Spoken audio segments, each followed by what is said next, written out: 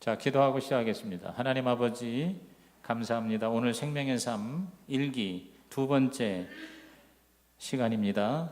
성령님께서 우리의 진정한 선생님이 강사님이 되어주셔서 전하는 자나 공부하는 자나 은혜 받게 하시고 도전 받게 하시고 치유 받게 하여 주옵소서. 하나님 말씀을 들을 때에 기적이 일어나게 하여 주시고 신앙의 기초가 확립되게 하시고 우리의 3대 목표 영원 구원, 예수 영접 구원의 확신이 있게 하시고 또 스스로 성경을 읽게 하여 주옵시고 그리고 신앙의 기초와 체계가 확립되어 다른 사람도 주 앞으로 인도하는 놀라운 하나님의 특별한 은혜가 임하게 하여 주옵소서. 힘들더라도 끝까지 완주할 수 있는 의지와 능력과 결단을 허락하여 주옵소서. 예수님의 이름으로 기도하옵나이다. 아멘. 자, 간단하게 한 번 더 여러분 공지사항 전해드릴게요.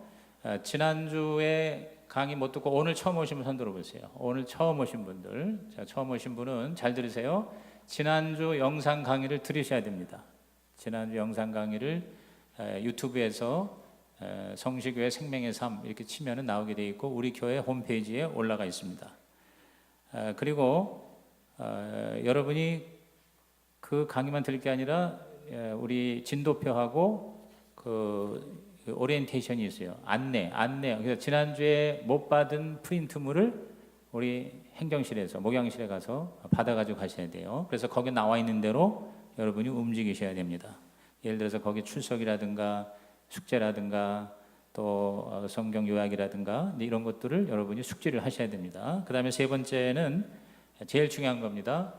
빠지지 말라는 거예요. 그래서 지난주부터 시작해서 4주 동안에 2번 빠지면 아웃이에요. 2번 빠지면 탈락입니다. 여러분 그걸 아시고요. 절대 빠지지 말고 탈락하지 마시기를 바라요. 그 다음에 조별 명단을 받으셨죠? 거듭 말합니다. 우리 다음 주부터는 가급적 조별로 같이 식사하시고 한 20, 30분 교제하시고 5분 전, 10분 전에 조별로 같이 올라오셔서 여기서 같이 모여서 공부에 임해 주시기를 바랍니다.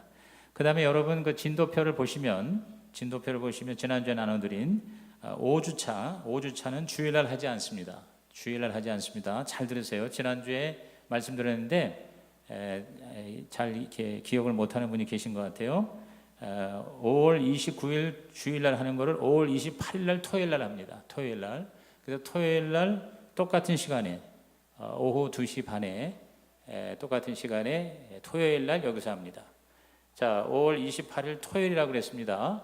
그러면 5월 29일 주일은 강의가 있습니까? 없습니까? 없습니다. 그러니까 주일날 하는 거를 땡겨서 28일날 한다는 겁니다. 그 이유는 제가 말씀드렸죠. 우리 지방에 교회 장로 임직식이 있어서 제가 가서 주관을 해야 되기 때문에 도저히 그 시간 제가 빠질 수 없다고 그래서 할 수 없이 생명의 삶을 토요일날 합니다. 그 외에는 다 주일날 7월 31일까지 2시 반에 대성전에서 하게 됩니다. 만약에 날씨가 굉장히 무덥고 만약에 탈락자가 많아질 경우에는 한 70명까지 60명에서 70명까지는 지하에 초등부실에서 할 수 있습니다. 글로 내려갈 수도 있어요. 그러나 현재 한 100명가량 되는데 여러분이 빠지는 사람이 없이 계속하면 그냥 여기서 진행을 하도록 그렇게 하겠습니다. 자, 그러면 오늘 지금 여기 여러분들 뭐 이거는 그냥 참고하시고요. 오늘은 좀 잠깐 지리 공부를 좀 하고 들어가도록 하겠습니다. 현재 여러분이 지금 성경 요약, 그 성경 요약은 성경을 스스로 읽도록 하는 것이 목적이죠. 그래서 요한복음을 읽었잖아요. 이제 저는 여러분이 교회 처음 나오거나 아니면은 아직 예수님을 영접하지 않은 사람으로 항상 생각하면서 강의를 하려고 그래요. 특히 이제 처음 한 4번 강의는. 그렇다면 여러분이 이제 성경을 처음 읽으면 도대체 뭐가 뭔지 몰라요. 그리고 성경에 특별히 인명과 지명이 나온단 말이에요. 그리고 지금 요한복음 벌써 1장부터 4장까지 읽으면 뭐 사마리아 여인 얘기가 나오잖아요. 4장에 뭐 갈릴리 호수 얘기가 나오고. 그래서 잠깐 성경 지리를 여러분 좀 이해를 시키기 위해서 제가 이 지도를 여러분에게 잠깐 보여드릴게요.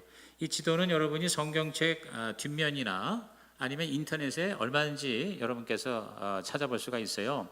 그러니까 성경의 삶, 생명의 삶 이 목적 중에 하나가 성경을 스스로 있는 능력을 기르는 거잖아요. 그런데 자꾸 지명이 자꾸 나와요. 어려운 단어들이. 제가 이제 유학 시절에 영어가 이제 딸리잖아요. 근데 책을 읽고 원서를 읽다 보면은 너무 모르는 단어가 많아요. 그래서 어떤 때 막 절망감을 느끼기도 하는데, 근데 가만히 이렇게 보니까 모든 단어를 모르는 게 아니라 중요한 단어 몇 가지가 반복해서 나오더라고요. 그래서 그 반복해서 나오는 거를 잘 익혔더니 그 다음부터는 훨씬 쉬워지는 거예요. 그러니까 우리 이 성경을 읽을 때도 마찬가지예요. 우선 이 이스라엘 지역의 이 전체 지리는 이게 이제 팔레스타인인데, 이제 조금 흐려서 이제 여러분이 여기 글자는 잘 안 보이지만 우리나라하고 비슷해요. 여기 북부가 있고 중부가 있고 그 다음에 남부가 있어요. 그래서 크게 이제 세 부분으로 나누면 좋아요. 여기 이제 뭐 이쪽에 베레아가 있고 또 이쪽에 대가볼리가 있고 해서 한 5구역으로 나누는데, 근데 성경을 읽을 때 여러분이 익숙하기 위해서는 세 지역으로 나누는 게 제일 편합니다. 이쪽에 북부 갈릴리예요. 한번 따라합시다. 갈릴리.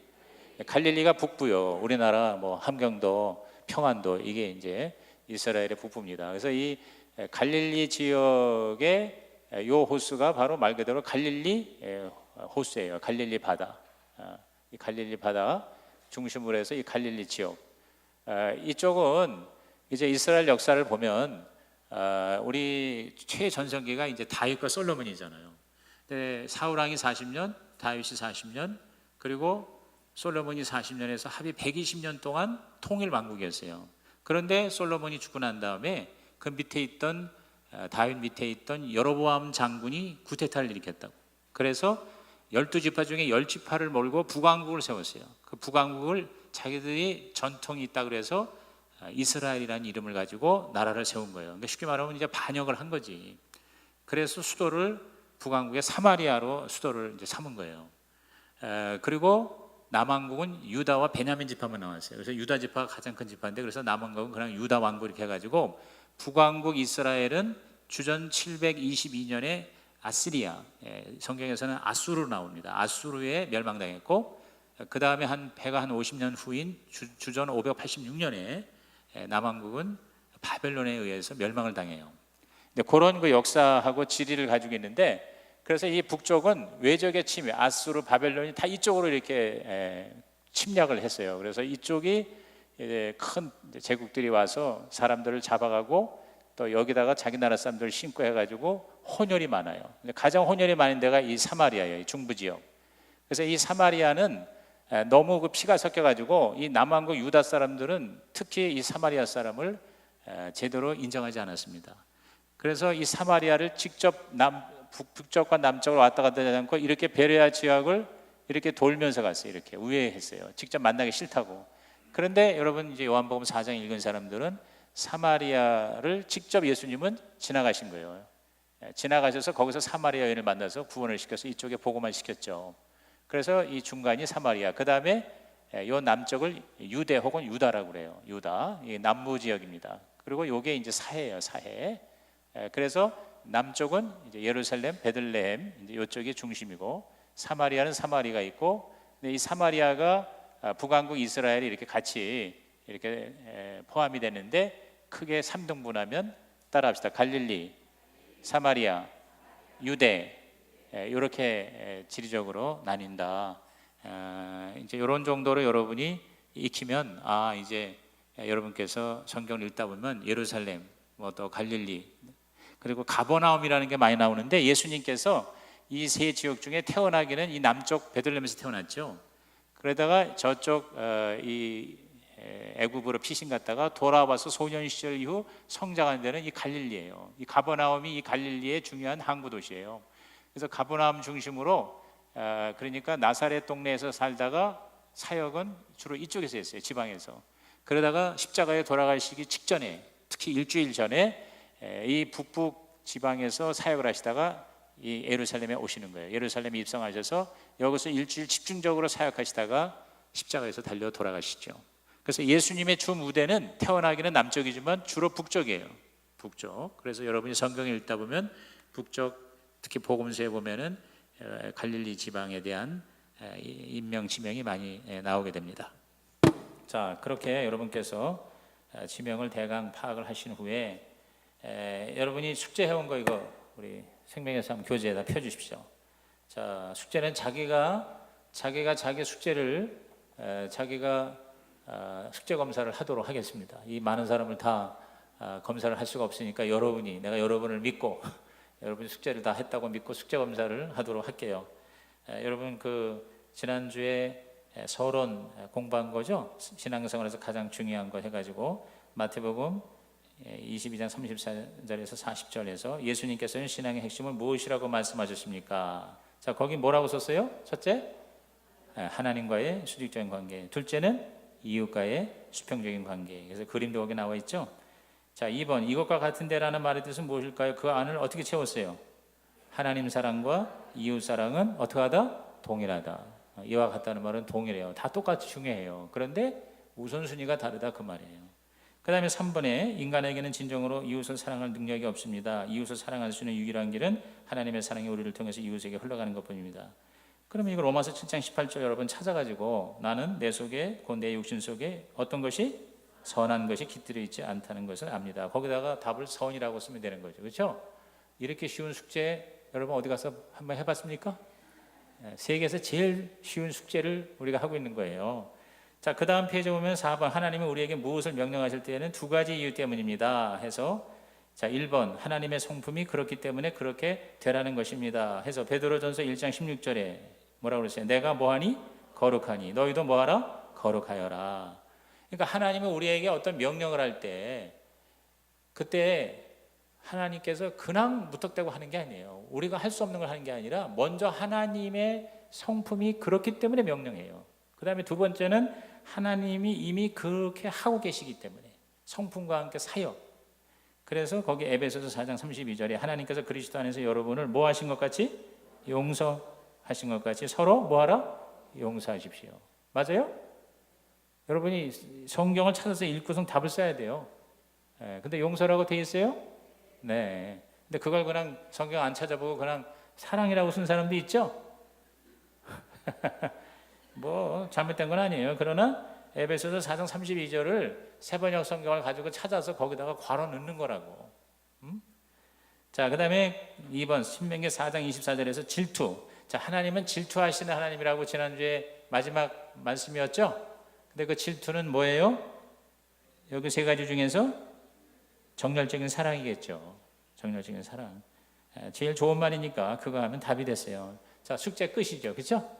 네, 쉬워요, 어려워요? 쉬워요. 그러니까 숙제 뭐 겁먹지 마시고 지난주에 첫 강의 들었다가 숙제 때문에 지금 안 나온 사람이 있나 없나 모르겠네. 여러분 그러지 마세요.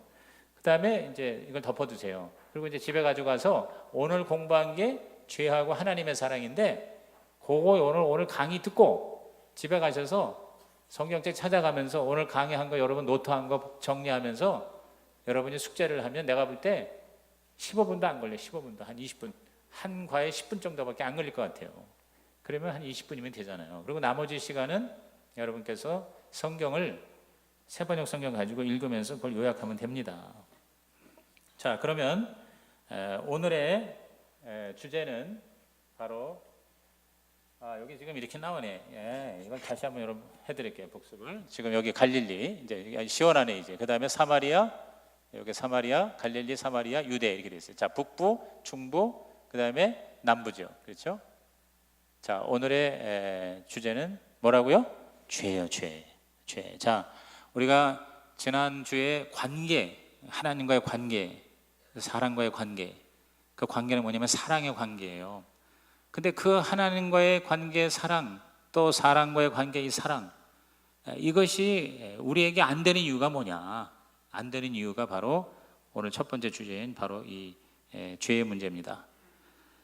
자, 죄하면은 참 사람들이 특히 믿지 않는 사람이나 또 초신자들이 가장 거부 반응이 일어나는 단어와 개념이 죄예요, 죄. 자, 우리가 이제 전도할 때 사실 정확한 복음을 얘기하려고 그러면 반드시 죄를 타치하게 돼 있거든요. 그러니까 이제 죄인이라는 얘기를 받아들이기가 굉장히 힘들어해요. 굉장히 거부감이 있고 아주 싫어하는 개념이죠. 어떻게 보면 이제 기독교 복음 전파의 딜레마일 수도 있어요.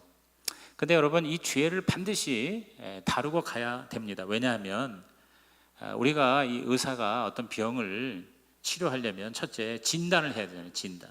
그렇죠? 진단을 잘해야 돼. 진찰을.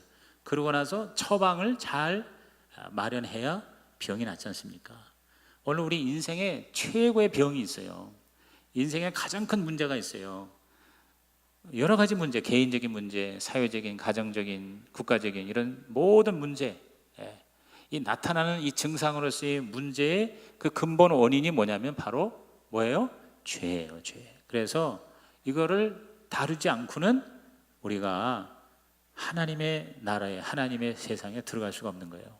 하나님의 사랑을 받을 수가 없는 거예요. 또 누릴 수가 없는 거예요. 그래서 이 죄의 문제를 다룰 수밖에 없는 것입니다. 왜? 모든 문제의 근원이거든요. 그리고 어떻게 보면은 인생의 인류의 최대의 문제는 바로 죄의 문제입니다. 죄의 문제. 이거는 누구도 해결할 수 없는 거예요. 그런데 미리 결론부터 얘기하면 이 가장 큰 인생의 인류의 문제를 해결하신 분이 누구십니까? 예수님이세요. 그래서 저는 간단하게 이렇게 얘기하기를 좋아해요. 인생은 문제입니다. 문제. 죄의 문제죠. 근데 예수님은 해답입니다. 오늘 저와 여러분이 문제가 있어도 희망을 가지시기를 바랍니다. 왜냐하면 문제가 있어도 해답이 있으면 되잖아요. 아무리 시험이 어려워도 해답이 있으면 문제를 우리가 두려워할 필요가 없는 겁니다. 자, 그럼 죄란 뭐냐? 자, 이제 죄는 무엇이다? The sin is more. 아니면 우리말로 무엇이 죄다. 자, 죄가 무엇인가요? 죄를 여러분이 만약에 정의를 한번 해보세요. 너무 이렇게 커서 잘 들리지는 않겠지만 그래도 한번 얘기해 보세요. 여러분, 죄가 뭡니까? 죄가 무엇이다? 자, sin is more 할 때 여러분이 뭐라고 여기다가 대답을 하면 제일 적절할 것 같아요? 방황이다. 사망이다. 오케이, 죄는 사망이다. 또 여러분이 일방적으로 앉아서 듣는 공부가 아니에요. 이 생명의 삶은 여러분이 여러분의 생각을 얘기할 수 있는 거예요. 죄는 사망이다. 또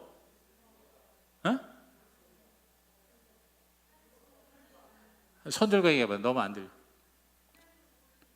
하나님을 모르는 게 죄다. 오케이. 예. 그 다음에 하나님과의 관계가 틀어진 거다. 아유, 장로님이 대답을 하니까 강의 전에 대답이 다 나오는 것 같아요. 예. 아무튼 죄에 대해서 여러분이 뭐라고 이렇게 정의를 내릴 수가 있을 겁니다. 그래서 이제 이거를 이제 우리가 오늘 한번 확실하게 성경 말씀을 따라서 죄가 과연 무엇인가 살펴보자는 겁니다. 항상 매 과마다 복잡하지 않아요. 딱 3가지 성경 구절로 강의가 진행됩니다. 자, 그러면 오늘 첫 번째 이 주제가 제목이 뭐라고요? 죄. 그러면 죄에 대해서 죄가 무엇이다라고 얘기하는 성경의 3가지 구절만 오늘 공부하면 죄에 대해서 확실하게 알 수가 있게 되는 것입니다.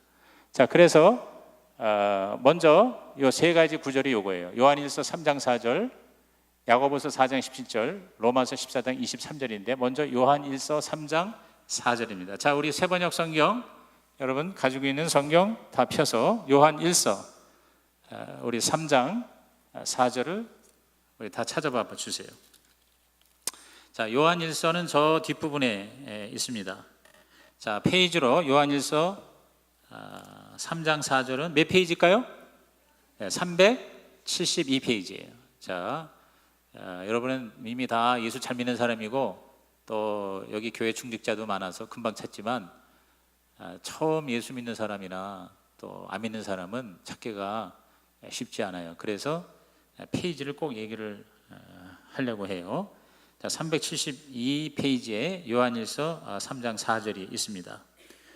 그런데 이 요한일서 우리 읽기 전에 이 요한일서는 누가 기록했을까요? 요한이에요. 요한. 근데 요한에게 근황 요한이 아니고 무슨 요한이라고 그래야 될까요? 사도 요한이에요. 세례 요한이 아닙니다. 그러니까 요한이 여러 사람이 있어요. 근데 그 중에 가장 유명한 사람이 세례 요한과 사도 요한이에요. 근데 세례 요한은 예수님이 오시기 전에 6개월 전에 먼저 태어나서 예수님을 준비하다가 순교하신, 목이 잘리신, 헤롯 왕에게 목이 잘린 한 해의 마지막 예언자였고요. 그래서 광야에서 낙타 털옷을 입고 메뚜기하고 석청을 먹던 광야의 예언자가 세례 요한이에요. 근데 여기 이 요한 1서의 저자는 사도 요한입니다. 사도 요한, 예수님의 제자, 12제자 중에 가장 나이가 어렸어요. 막내였어요. 그러니까 예수님이 33살에 돌아가셨을 때 이 요한의 나이가 20대 초반입니다. 그러니까 예수님보다 한 10살 나이가 어렸다고 봐요. 그런데 모든 제자들과 사도들은 다 순교했어요. 다 복음 전하다가 목숨을 잃었는데 이 사도 요한이 유일하게 자연사였어요. 거의 100살까지 살면서. 근데 뭐 비겁하게 도망가서가 아니라 하나님이 사도 요한을 살리신 거예요. 왜냐하면 성경을 완성하기 위해서, 교회를 처음에 세우기 위해서. 그래서 잡아다가 갖은 고문을 다 해도 죽지를 않은 거예요. 예를 들어서 기름가마에다 넣어도 튀겨지지가 않고, 사자굴에 넣어도 사자가 먹지를 않고, 칼을 찔러도 칼이 안 들어가고, 그래가지고 할 수 없이 그 당시에 10대 황제, 로마 황제가 엄청나게 기독교인을 핍박하던 그 황제 중에 그 당시 황제가 이 요한을 반모섬이라고, 우리말에는 반모섬이라고 많이 들어봤죠? 패트모스라고 하는 섬에 귀향을 보낸 거예요. 유배를 보낸 거예요. 그래서 거기서 우리 하나님과 교제하는 가운데 성경을 5권을 쓴 거예요. 요한복음을 쓰고 요한 1서, 2서, 3서 편지를 쓰고, 그리고 마지막에 요한 계시록을 하나님으로부터 계시를 받고 기록을 해서 성경을 완성하고 거의 100살에 돌아가신 걸로 그렇게 전승이 내려오고 있어요. 그래서 보통 이제 성지순례 가다 보면 이 반모섬도 들리게 됩니다. 저도 그 반모섬에 한번 간 적이 있습니다만, 거기서 그 사도 요한이 그 옥에서 하나님을 향해서 부르짖고 기도하던 자리, 이제 이런 것들 거기 가서 볼 수가 있는데, 하나님께서 성경을, 신약 성경을 완성시키고 교회를, 기초를 다지기 위해서 사도 요한만큼은 자연사 하게 하신 것 같아요. 자, 그 요한이 쓴 요한 1서 우리 3장 4절 다 같이 한번 읽습니다. 시작. 죄를 짓는 사람마다 불법을 행하는 사람입니다. 죄는 곧 불법입니다. 그랬어요. 자, 죄가 뭐라고요? 불법이에요. 자, 불법이 뭡니까, 여러분? 불법은 뭐가 불법이라고 생각해요? 에? 법을 어기는 거. 또 불법의 대표적인 형태가 뭡니까? 가장 우리 생활에서 불법이 이렇게 나타나는 가장 대표적인 현상, 뭐가 있을까요? 어렵게 생각하지 말고 무슨 신학자인 거 생각하는 게 아니에요. 예를 들어 음주운전, 음주운전 불법이잖아요. 그렇죠? 도둑질하는 거 불법이잖아요. 그렇죠? 세금 포탈하는 거 불법이잖아요. 그렇죠? 그걸 세상에서도 뭐라고 그래요? 죄라고 그러죠. 죄. 근데 그 불법이라고 하는 그 개념을 이해하기 위해서, 자, 우리 요한일서 3장 4절 읽었죠?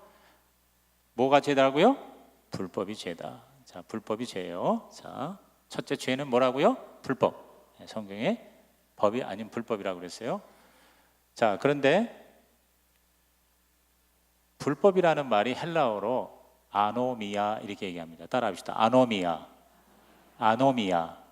근데 이 헬라어하고 영어하고 그 어근이 똑같은 경우가 굉장히 많은데요. 자, 이 아노미아에 이 여기 노미아라는 말이 있어요. 여기 잘 안 보이긴 하는데 N-O-M-I-A, 이 노미아, 요게 이제 헬라어로는 이렇게 생겼어요. 노미아, 앞에 아가 나오는데 영어에도 A가 나오잖아요. 이 노미아라는 말, 이 말은 뭐냐면 이게 바로 법이라는 뜻이에요.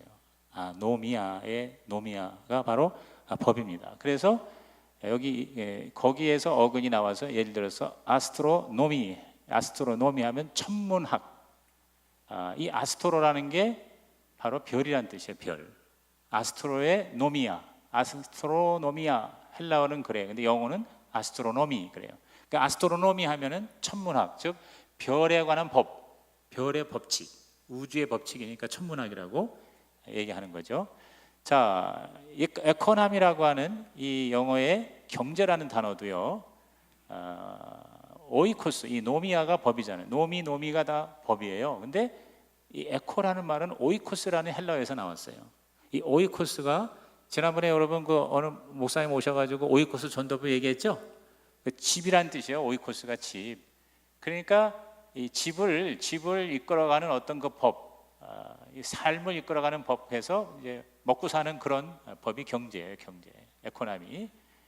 그 다음에 또 메트로놈이라는 게 이제 박절기라고 그러는데, 여러분 그 피아노 할 때 이렇게 띠까띠까띠까 이렇게 하는 거 있죠? 그걸 메트로놈이라고 그러잖아요. 근데 그것도 여기 이 노머스 법이라는 거에 메트로라는 게 재다는 뜻이에요, 재. 그래서 그 음악의 그 어떤 법칙을 재는 기계가 박절기, 메트로놈 이렇게 돼 있다고요. 그러니까 이게 바로 이 헬라어의 이 노미아라는 게 이제 법인데, 근데 이제 여기서 자 여기 보면 이 노미아에 아가 붙어요. 자, 이 아라는 게 뭐냐면 아니다는 뜻이라고. 그러니까 노미아, 법이 아니다, 법이 없다라는 뜻입니다. 예를 들어서 정치적이다 그러면 폴리티컬이라고 그래요, 영어로 폴리티컬. 그런데 여기다가 정치에 무관심한 비정치적인 이거를 여기 폴리티컬에 A를 붙입니다. 그러면 아폴리티컬. 야, 이거 갑자기 생명에서 뭐 성경에 기초 공부하러 온다고 그러는데 갑자기 무슨 여기 영어 학원이 됐네, 이렇게 생각하지 마시고 여러분을 대접해 드리는 겁니다. 그래서 영어를 공부하면서, 자, 그 다음에 여기 심퍼시라는 게, 이 심이라는 말이 뭐냐면 이게 함께라는 뜻이에요. with라는 뜻이에요. 그런데 여기에 아파시, 이 A가 들어가잖아요. 이 파스라고 하는 것이 하나의 감정인데, 거기에 아파시 하고 들어가면 이 파시라는 게 감정이란 말이에요, 감정. 그런데 심파시는 같은 감정을 가지는 동정심인데, 어파시는 감정이 없어. 그러니까 무관심이에요, 무관심. 그래서 아파시는 무관심이 된다. 그래서 이 아자가 들어가는 거 무라는 뜻이에요, 무. 그러니까 자, 파스라는 감정에 그 감정이 없어. 그러니까 무관심이란 말이지. 그러니까 뭐 이건 그냥 그런가 보다 하고 하면 되는데, 하여튼 이 아자가 들어가면 없다는 뜻이에요, 없다. 그렇죠? 아니라는 뜻이에요. 그러니까 노미아가 법인데 아노미아는 뭐예요? 불법, 법이 없다, 법이 아니다, 그런 뜻이죠. 그래서 이제 어떤 면에서는 이 불법이라는 말은 다른 말로 본다면은, 불법은 이 아노미아는 이 노미아 그 법에 없다니까 무법. 그러니까 말 그대로 뭐예요?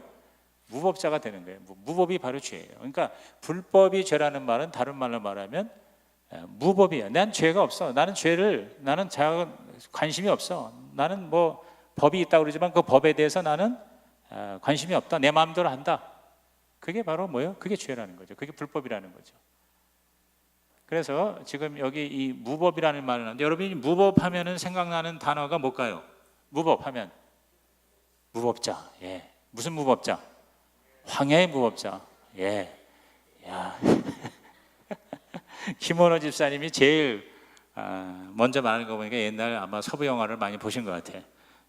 그 황야의 무법자 같은 경우 뭐냐면 그 마을에 아주 악질들이 많아. 그리고 보안관도 썩었어. 그래가지고 억울한 일을 당한 거를 보안관이 처리를 해주는 게 아니라 오히려 다 등쳐먹어. 그러니까 클린트 이스트우드 갑자기 이제 황야에 이제 의로운 무법자가 나타나가지고 악당들을 다 소탕하고 보안관까지도 가서 작사를 내고, 그리고 그 억울한 일을 당한 사람을 이제 자기가 구출해 준다, 이제 이런 얘기인데, 이 황야의 무법자는 다시 말해서 그때 그 당시에 있는 법을 무시하고 자기가 그냥 알아서 죽일 사람 죽이고, 보안관이면 당연히 그 법적인 권세가 있는데도 무시하고 그냥 이 황야의 무법자가 처리를 해요. 그러니까 이 무법이라는 건 어떤 면에서 법이 없다기보다는 자기가 법이야, 자기가 법인 거. 이게 사실은 무법이요 불법이에요. 내가 누구를 어떻게 언제 내가 총으로 쏴 죽이는가 자기가 결정하는 거예요. 자기가 무슨 뭐 재판을 하고 뭐 법대로 하는 그런 게 전혀 아니죠. 근데 여러분, 이 모든 인간의 문제와 갈등이 바로 자기가 결정하는, 자기가 법인 이 무법자이기 때문에 이런 문제가 다 생긴다는 것입니다. 모든 인간의 문제와 갈등은 바로 뭐냐면 자기가 법이 없다 혹은 자기가 법이야. 같은 말이에요, 그게. 불법, 무법. 사실 이 부부간에 오늘 우리 가정에 대한 설교를 했습니다만, 이 부부간에도 이 갈등과 상처와 이 아픔이 많은 이유가 뭐냐면 적어도 20년, 30년 요새는 뭐 결혼을 늦게 하니까 30 후반, 40까지 가서 결혼을 하잖아요. 그러면 2, 30년, 40년을 각자 자기 식대로, 자기 법대로 살던 사람이 결혼을 해가지고 부부가 돼서 살다 보니까 저마다 자기식, 자기 법이 아닌 것 때문에 힘든 거예요. 그렇죠? 그러니까 다 남자는 남자대로, 여자는 여자대로 자기 살던 그러한 자기 그 삶의 스타일이 있잖아요. 자기 법이 다 있단 말이에요. 그 자기식, 자기 법대로 살다가 그게 부닥치는 거예요. 네. 그래서 뭐 저는 그렇게 큰 와이프하고 다른 것 때문에 뭐 힘든 거 그런 건 없었는데, 예를 들어서 이제 우리 집 사람은 불을 잘 안 꺼요. 불을. 그러니까 굉장히 밝은 걸 좋아해요. 근데 저는 그렇게 밝으면 눈이 우선 부셔. 난 눈이 좀 약해가지고 옛날부터. 그래서 눈이 좀 힘들고, 그 다음에 또 저는 우리 부모님한테 배운 게, 아버님한테 배운 게 굉장히 절약하고 이 검소한 그런 삶이, 이제 그걸 내가 보고 자랐기 때문에 낭비하는 걸 난 너무 싫어해요. 그래서 뭐 이렇게 먹는 것도 남는 거 제일 싫어하고, 음식 쓰레기 많이 남는 거 정말 싫어하고, 우리 아버님은 진짜 남는 거 없이 웬만하면 드셨어요. 조금 이렇게 쉰내 나도 드시고, 그 다음에 과자가 조금 이렇게 오래돼도 괜찮아 괜찮아 하고 이렇게 드시고 그러셨다고. 다 오늘 설교처럼 보고 배우다 보니까. 나는 절대로 오래된 건 안 먹어요. 안 먹지만은 그러나 남기는 걸 싫어한단 말이야. 남기는 걸. 그런데 이게 불을 끄면은, 이게 불을 켜놓으면은 이게 낭비가 되니까 전기료도 많이 나오고, 뭐 꼭 우리 집에 전기료도 그렇지만은 국가적인 그런 낭비 아닙니까? 그러니까 나는 열심히 불을 꺼. 네, 우리 집 사람은 열심히 불을 켜. 이게 뭐냐면 자기 법이야. 나는 불 끄는 게 내 법이야. 우리 집 사람은 불 켜는 게 자기 법이야. 그러니까 이게 충돌이 일어나는 거야. 그리고 이제 또 이제 나는 이 정리를 잘 안 해요. 우리 집 사람은 자꾸 정리하려고 그러는데, 근데 우리 집 사람도 내가 볼 때 이렇게 정리 잘하는 사람은 아닌데, 그래도 나는 예를 들어서 서랍을 나는 10개만 하지 닫지를 몰라요. 나는 내가 생각해도 그런 것 같아요. 그러니까 양말하고 뭐 속옷 이렇게 했다가 서랍을 열어놓고는 안 닫는 게 거의 한 80%안 닫는 것 같아요. 내가 볼 때. 그러니까 그건 우리 어머니가 열심히 닫아줬기 때문에, 나는 이제 그런 법으로 살았기 때문에 10주만 알지 닫을 줄은 모르는 거예요. 이제 그거 가지고 또 가끔 우리 마눌님께서 이제 왜 열면 닫아야 되지 않냐. 그러니까 이렇게 자기 법이 저마다 다르니까, 이제 이게 뭐 그냥 불 끄는 거하고 뭐 서랍 열고 닫는 거 정도는 괜찮은데, 이게 더 심각한 거면은 진짜 이 부부 관계가 보통 이게 어려운 게 아니지 않습니까? 그래서 싸우는 거 아닙니까? 그런데 예수를 믿으면 네 법 내 법이 아니라 무슨 법? 예수법. 예수님의 법이 우리 가정을 통치하고 다스리신다. 아멘입니까? 그러니까 천국이 된다 그 말이에요. 그러니까 우리가 예수님을 영접을 하고 내 자기의 법을 버리고 예수의 법대로 살면은 행복해진다 그 말인 겁니다. 여러분, 교회도 그래요. 교회도 뭐 교회 갈등이 있고 싸움이 있고 문제가 있는 게 왜 그런지 알아요? 자기가 법이라서 그래. 자기가 법. 내가 생각할 때는 이게 옳은데 왜 당신은 그럴소? 그러니까 다 뭐냐면 자기가 법이기 때문에 문제가 생기는 거예요. 심지어는 하나님까지도 자기가 법이 되어서 단죄하는 사람이 있어요. 하나님이 말이야 그럴 수가 있냐고. 이렇게 자기가 법이 돼서 하나님을 가지고 이래라 저래라 해. 이게 바로 뭐냐? 이게 바로 인간의 죄성이라는 것이죠. 엄청난 무법자지. 하나님을 가지고 자기가 막 뭐라고 그러면 이건 보통 무법자가 아니에요. 자기는 의롭다고 생각하지만, 그러나 인간은 의로운 자가 하나도 없고요. 저와 여러분이 내가 옳다고 생각해도 진짜 옳은 자는 오직 누구뿐입니까? 하나님뿐이에요. 그렇게 하나님께로 돌아가는 것이, 그게 바로 뭐예요? 죄에서 자유함을 얻는 거예요. 자, 죄는 뭐라고요? 불법 혹은 무법이에요. 따라합시다. 죄는 불법이다. 죄는 무법이다. 이게 요한 1서 지금 읽은 대로 3장 4절이에요. 자, 요한일서 3장 4절. 자, 요한일서 3장 4절. 죄는 불법이다, 무법이다. 자, 그 다음에 이제 두 번째 성경 구절 찾습니다. 오늘 죄라는 일과에서 야고보서 4장 17절. 자, 우리 다 같이 야고보서 4장 17절 한번 찾아보겠습니다. 요한일서에서 얼마 멀리 떨어져 있질 않아요. 앞부분에 조금 더 가면 베드로서, 그 다음 전에 야고보서가 나오죠. 자, 몇 페이지? 356페이지. 357페이지인가? 6페이지, 7페이지. 자, 거기 보면 야고보서 4장 17절 그 부분을 찾아보세요. 자, 여러분 이제 야고보서, 이 야고보서를 처음 찾는 분들 계실지 모르겠어요. 이 야고보는 영어에서는 제임스라고 그래요. 제임스. 근데 우리말에는 야고보라고 되는데, 이 야고보는 예수님의 동생 야고보예요. 야고보도 여러 명이 있었어요. 근데 그 중에 이 야고보서를 쓴 기록자는 예수님의 동생 야고보입니다. 근데 예수님의 동생이었는데 처음에는 예수님을 안 믿었어요.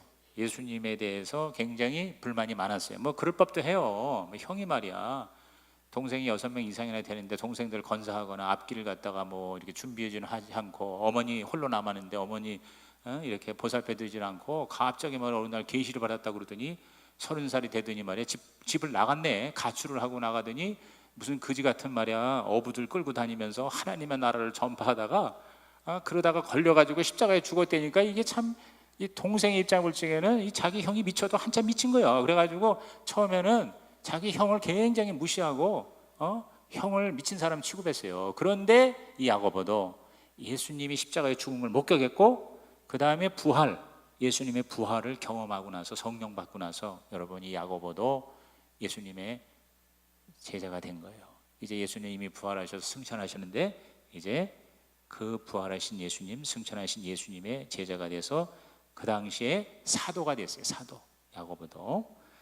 그래서 나중에 순교합니다. 복음을 전하다가 목숨을 잃죠. 자, 그래서 이 야고보가 성경을 하나 쓴 게 바로 야고보서입니다. 네, 자, 야고보서 4장 17절. 자, 찾으셨죠? 다 같이 읽습니다. 시작. 그러므로 사람이 해야 할 선한 일이 무엇인지 알면서도 하지 않으면 그것은 그에게 죄가 됩니다. 그랬어요. 자, 여기 뭐가 죄라고요? 선한 일을 알면서도 하지 않은 것. 그랬어요. 선한 일을 알면서도 행하지 않은 것이 죄다. 여러분이 선한 거를 알면서도 행하지 않은 것들이 뭐가 있을까요? 예를 들어서 우리들의 삶 가운데 한번 여러분이 생각해 보세요. 우리가 그것이 마땅히 해야 하는 옳은 일인 것을 알면서도 안 하게 되는 경우가 많이 있죠. 그런 경우, 예를 들어서 가장 많이 나타나는 것들이 뭘까요? 오늘 설교에서도 나온 얘기인데, 네?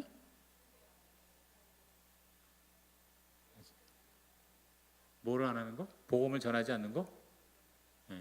아니, 그건 너무 이렇게 영적으로 얘기하지 마시고, 지금 이제 여기 초신자들이나 VIP들이 많이 있다고 생각하면 그냥 일반 사람들 중에서 선한 건들 알면서도 안 하는 것이 대표적인 게 뭐예요? 예를 들어서 효도 안 하는 거. 그렇죠. 부모님에게 효도를 해야 되는 걸 알면서도 안 하게 되잖아요. 그 다음에 또 해야 되는데 안 하는 것들 있잖아요. 군대 안 가는 거. 군 복무를 해야 되는데 뭐 가서 뭐 예를 들어서 뭐 신체가 시원찮아가지고서 불합격 맞아서 못 가는 건 할 수 없고, 그런데 그 안 가려고 몰래 이렇게 속여가지고 안 가는 거, 뭐 이런 것들, 세금 안 내는 거, 뭐 이런 거, 그렇죠? 예, 그런 것들이 뭐예요? 알면서도 안 하는 거예요. 해야 되는 걸 알면서도. 근데 여기서 이 야고보가 말하는 이 죄의 문제, 다시 말해서 행하지 않는 이거, 그게 뭘까? 자, 이제 우리 야고보서 4장 17절 지금 가지고 하는 거 아니에요? 뭐가 죄라고요? 뭐가 죄라고요? 알면서 하지 않는 거. 알면서 하지 않는 거. 그러니까 이걸 너무 이제 긴데 내 생각에는 불행, 행하지 않는 불행. 근데 이제 불행하면은 한자어로는 괜찮은데 행복하다 불행하다 이렇게 오해가 돼가지고 짧게 하는 건 좋은데 풀어서 설명하면 알면서 하지 않는 것이 죄다. 시작. 알면서 하지 않는 것이 죄다 그랬어요. 그렇다면 여러분, 우리가 얼마나 죄를 많이 짓습니까? 우리가 알면서도 하지 않는 게 지금 얼마나 많아. 우리 예수 믿는 크리스찬도 목사도 알면서도 하지 않는 게 많잖아. 해야 된다고 생각하면서도 알면서도 하질 않는다. 그러면 여기서 자, 예를 들어서 불법이 죄고 행하지 않는 게 죄다. 요한도 말하고 야고보도 말했는데 이것이 과연 무엇을 의미하는가? 여러분이 앞으로 이제 성경을 읽다가 그 성경의 뜻을 자기 마음대로 해석하는 거, 이거 굉장히 위험해요. 여러분, 이 성경을 가지고 아주 잘못된 비진리를 증명하려고 하는 거 굉장히 많습니다. 자기 쉽게 말하면 영어 우리 저 한자로 자의적 해석이라고 그러잖아요. 자기 뜻대로 해석하는 거예요. 그걸 정당화합니다. 예를 들어서 이단들이요. 여러분 이단들이 성경을 여러분 무시하지 않아요. 성경 굉장히 박사예요. 그리고 성경을 가지고 자기들이 잘못된 교리를 정당화하잖아요. 그렇죠? 거기다가 자의적으로 갖다 붙입니다. 여러분 공산주의도 굉장히 성경을 가지고 정당화합니다. 성경적인 얘기 많이 해요. 공산주의뿐이겠어요? 뭐 자본주의고 뭐고. 그래서 여러분께서 성경을 읽을 때 성경을 자기 마음대로 해석을 하거나 자기 마음대로 인용을 하거나 자기 마음대로 성경을 활용을 하는 그런 우를 범하지 않기를 바랍니다. 그거 굉장히 중요해요. 그럼 제일 중요한 건 뭐냐면 저자의 의도를 발견한다. 시작. 저자의 의도를 발견한다. 그러니까 성경을 쓴 기록자의 저자의 그 의도를 항상 여러분이 생각해야 돼요. 그 다음에 중요한 게 뭐냐면 문맥에 비추어 해석한다. 시작. 문맥에 비추어 해석한다. 이 문맥이라는 단어 아세요? 문맥이라는 게 뭐예요? 컨텍스트라고 그래가지고 그 저자의 글을 쓴 상황을 말하는 거예요. 상황. 전체적인 상황. 어떤 한 구절만 가지고 얘기하는 게 아니라 전체적인 상황을 그 문맥을 통해서 그걸 맞춰야 된다 이 말이죠. 그 예를 들어서 여러분이 내가 요새 너무 정말 피곤하다, 너무 바빠서. 그런데 그럼에도 불구하고 내가 하나님 앞에 기도를 하니까 내가 굉장히 강해졌다. 나는 참으로 강하다. 그러면은 예를 들어서 아니 이게 무슨 소리야? 이 목사님이 정신이 나갔나? 뭐 피곤해서 약하다 그러더니 다시 또 강하다 그러고 그러게 말이 되나? 그렇게 생각할 수 있겠어요. 아니면 그 앞에 있는 것만 생각하고 뒤에 있는 것만 주장을 하거나 그러면 그 의도, 그 말을 하는 의도가 빗나가는 거예요. 그리고 그 상황, 그 문맥, 예를 들어서 신체적으로는 내가 굉장히 피곤하지만 영적으로는 내가 강하다. 이런 의도와 그런 문맥이라면 그게 충분히 그게 맞는 얘기잖아요. 그렇죠? 피곤해서 약하다고 그러니 또 자기는 또 굉장히 강하다고 얘기하느냐? 이렇게 비난할 필요가 없다는 거죠. 그래서 우리가 성경 읽을 때는 항상 이 두 가지, 이 저자의 의도와 문맥, 이 두 가지를 여러분께서 항상 생각하는 것이 굉장히 중요합니다.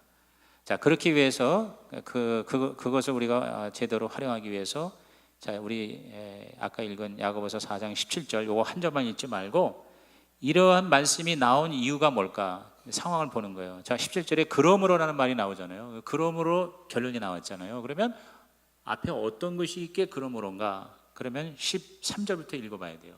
13절 보십시오. 오늘이나 내일 어느 도시에 가서 1년 동안 거기에서 지내며 장사하여 돈을 벌겠다 하는 사람들이여 들으십시오. 여러분은 내일 일을 알지 못합니다. 여러분의 생명이 무엇입니까? 여러분은 잠깐 나타났다가 사라져버리는 안개에 지나지 않습니다. 도리어 여러분은 이렇게 말해야 할 것입니다. 주님께서 원하시면 우리가 살 것이고 또 이런 일이나 저런 일을 할 것이다. 그런데 여러분은 지금 우쭐대면서 자랑하고 있습니다. 그와 같은 자랑은 다 악한 것입니다 하면서 그러므로 라는 결론이 나오는 거예요. 자, 여기 어떤 사람이, 어떤 사업가가 지금 어떤 상황이냐, 이 사업가의 문제점이 뭐냐면 돈을 벌려고 하는 것 자체가 문제가 아니고 또 내가 이렇게 해야지 저렇게 해가지고 내일 일을 계획을 했다는 것 자체가 이 사람에게 문제가 아닙니다. 문제는 뭐냐면 장래가 나에게 달렸다고 생각하는 것이 문제입니다. 다시 말해서 내 미래를 내가 내 마음대로 할 수 있다고 생각하는 거예요. 그래서 거기 보면은 시제가 나오죠. 오늘, 내일, 1년 동안 또 내일 일. 그러니까 자기의 장래의 문제를 자기가 다스릴 수 있다고 생각하는 게 그게 문제라는 거예요. 그러면서 거기에 뭐라 나오냐면 선한 일이 무엇인지 알면서도 하지 않으면 얘기했어요. 자, 여기서 이 선한 일이라는 게 이게 뭘까?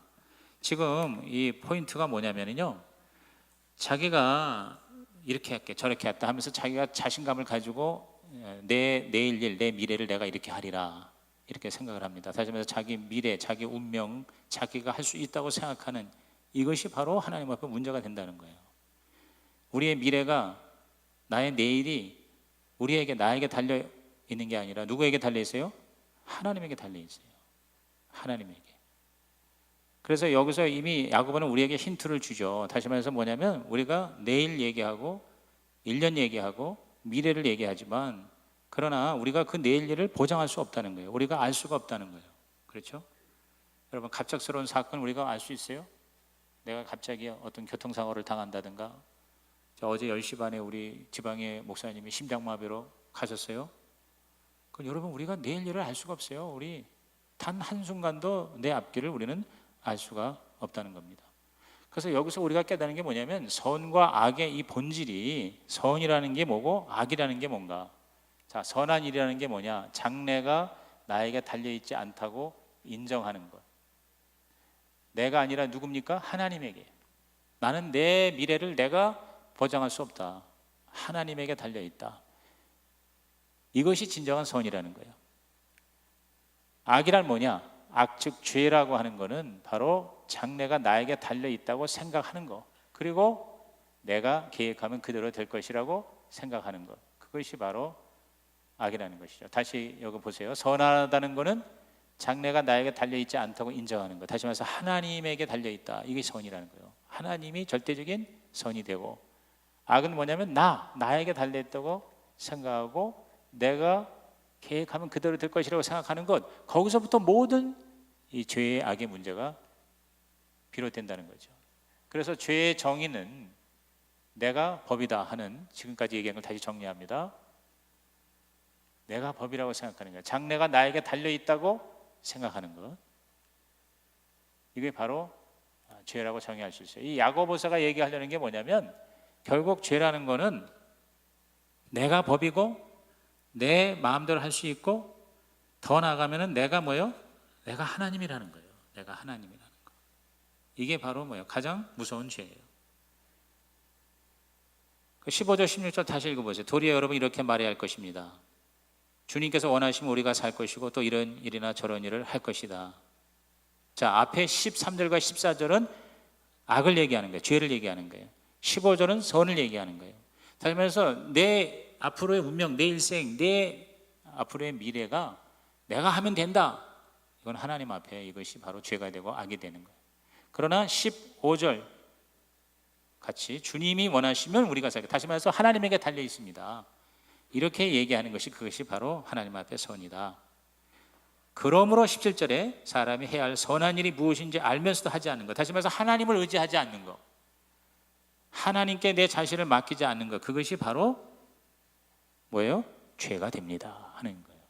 그러니까 여기서 이 행하지 않는다는 것은 무조건 내가 생각하는 어떤 의를 행하지 않는다는 게 아니라 하나님이 선이고 하나님에게 모든 것이 달려있다고 내가 그것을 인정하면서도 인정하지 않는 것, 그거를 내가 알면서도 그대로 하나님을 의지하지 않고 내가 내 마음대로 내 인생을 운전하는 것, 이것이 바로 성경에서 말하는 죄다. 야고보 선생님이 말하는 죄의 개념이다. 이렇게 우리가 정리를 할 수가 있는 겁니다.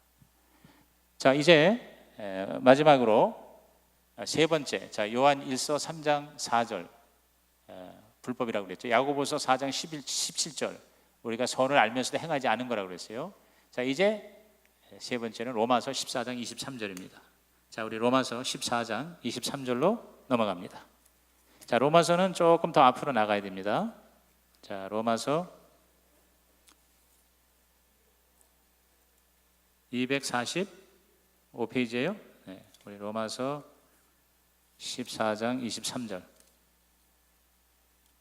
자, 로마서는 누가 기록을 했겠어요? 로마서는 기록자가 누구예요? 네, 바울이죠. 사도 바울.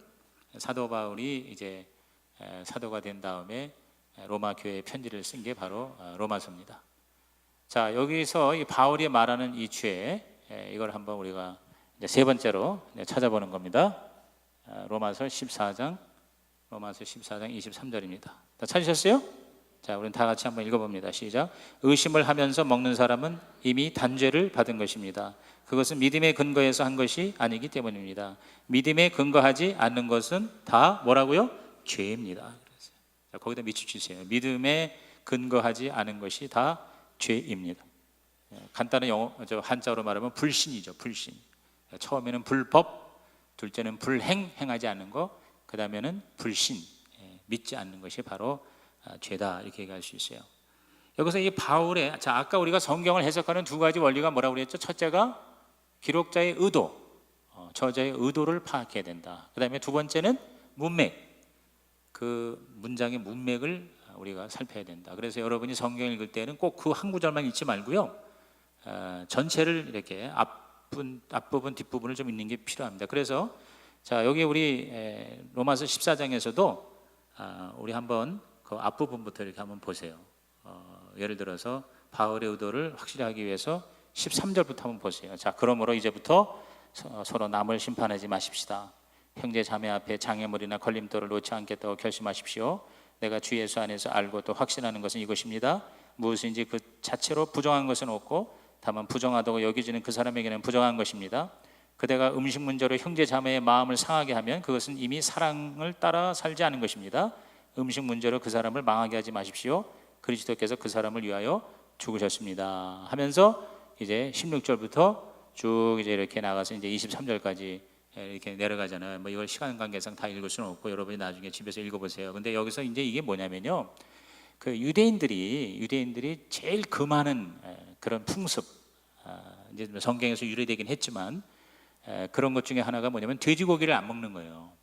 돼지고기. 그리고 이렇게 우상에게 바쳐진 제물로서의 고기를 이제 먹지 않는 거거든요. 그러니까 제사를 드려진 제물이나 그 다음에 이제 이거 고린도교회 문제도 이런 문제였는데, 또는 돼지고기나 이런 부정한 음식을 먹지 않는 것이 유대인들의 율법이잖아요. 그렇죠? 그러니까 예수를 이제 믿어도 유대인 크리스찬도 이방인 크리스찬도 이렇게 섞여서 신앙생활을 하는데 그걸 굉장히 강조하기 시작하는 거예요. 근데 이방인들은 그게 문제가 되질 않아요. 그리고 그 당시에 시장에 나오는 모든 그 고기들은요, 거의 100%가 다 뭐냐면 신전의 제물로 바쳐진 그 수많은 그 고기들이, 그 짐승 그 죽은 그 고기들이 시장에 이게 흘러내려와서 이제 그거가 사람들이 사 먹는 거거든요. 자, 이런 상황에서 이제 이 교회 안에 무슨 문제가 생겼겠어요? 이걸 먹어야 돼, 말아야 돼. 그 다음에 또 먹는 사람 가지고 또 정죄하잖아요. 그렇죠? 자, 여러분이요, 자, 우리 크리스찬으로서 이제 지금은 그런 일이 없지만 옛날에는 먹을 게 귀한 시절에다가 그 다음에 고사떡 있죠, 고사떡. 그러니까 그 당시 무당들이 고사를 많이 지냈다고. 그러면 막 고사할찌개 이제 떡, 그 다음에 제사할찌개, 고사가 아니더라도 여러분 제사 많이 지내잖아. 또 지금도 여러분 뭐 성묘하고 제사하는데 제사 지낼 때 이제 제사 음식 있잖아요. 그건 이제 조상신, 귀신 또는 우상, 이들에게 바쳐진 그 음식을 여러분 그거를 어떻게 먹어도 돼요? 안 먹어야 돼요? 먹어도 된다는 사람 손 들어보세요. 내리세요. 가급적 안 먹는 게 좋다고 생각하면 손 들어보세요. 내리세요. 식욕이 없는 사람 손 들어보시기 바랍니다. 김원혜 집사님은 모르고 먹으면 괜찮은데 알고 먹으면 안 된다. 그러니까 누가 떡을 갖다 줬는데 고사떡이라고 얘기하면 먹지 말아야 되고, 그냥 먹으라고 갖다 줬는데 난 몰라, 그러니까 배고프니까 먹으면 된다. 저마다 이제 이렇게 생각이 다르죠. 그런데요, 여러분, 저는요, 모르고 먹으면 좋고요, 알면서도 이 고사떡이 이 제물로 바쳐진 것이 이게 무슨 죄가 있냐? 이 사람이 무식해가지고 알지 못해서 영적으로 어두워서 제물로 바쳐진 건데, 그렇다고 쓰레기통에다가 버리는 것보다는 그걸 하나님이 나에게 주신 음식이라고 생각하고 예수 이름으로 우리가 모든 더러운 거를 몰아내고 일용할 양식을 주셔서 감사합니다 하고 식기도 하고 먹으면 나는 맛있게 먹을 수 있다라고 나는 생각합니다. 라고 생각하는 사람 한번 손 들어보세요. 그게 맞는 답이에요. 괜찮은 거예요. 그런데 그거를 차라리 안 먹으면 괜찮아. 그런데 먹으면서 계속 의심을 하는 거야. 깨림직해. 이거 버리긴 아깝고 배는 고프고 그리고 굉장히 비싼 거고. 그러니까 먹긴 먹는데 이거 혹시 이거 먹다가 이 귀신이 속에 들어가는 거 아니야?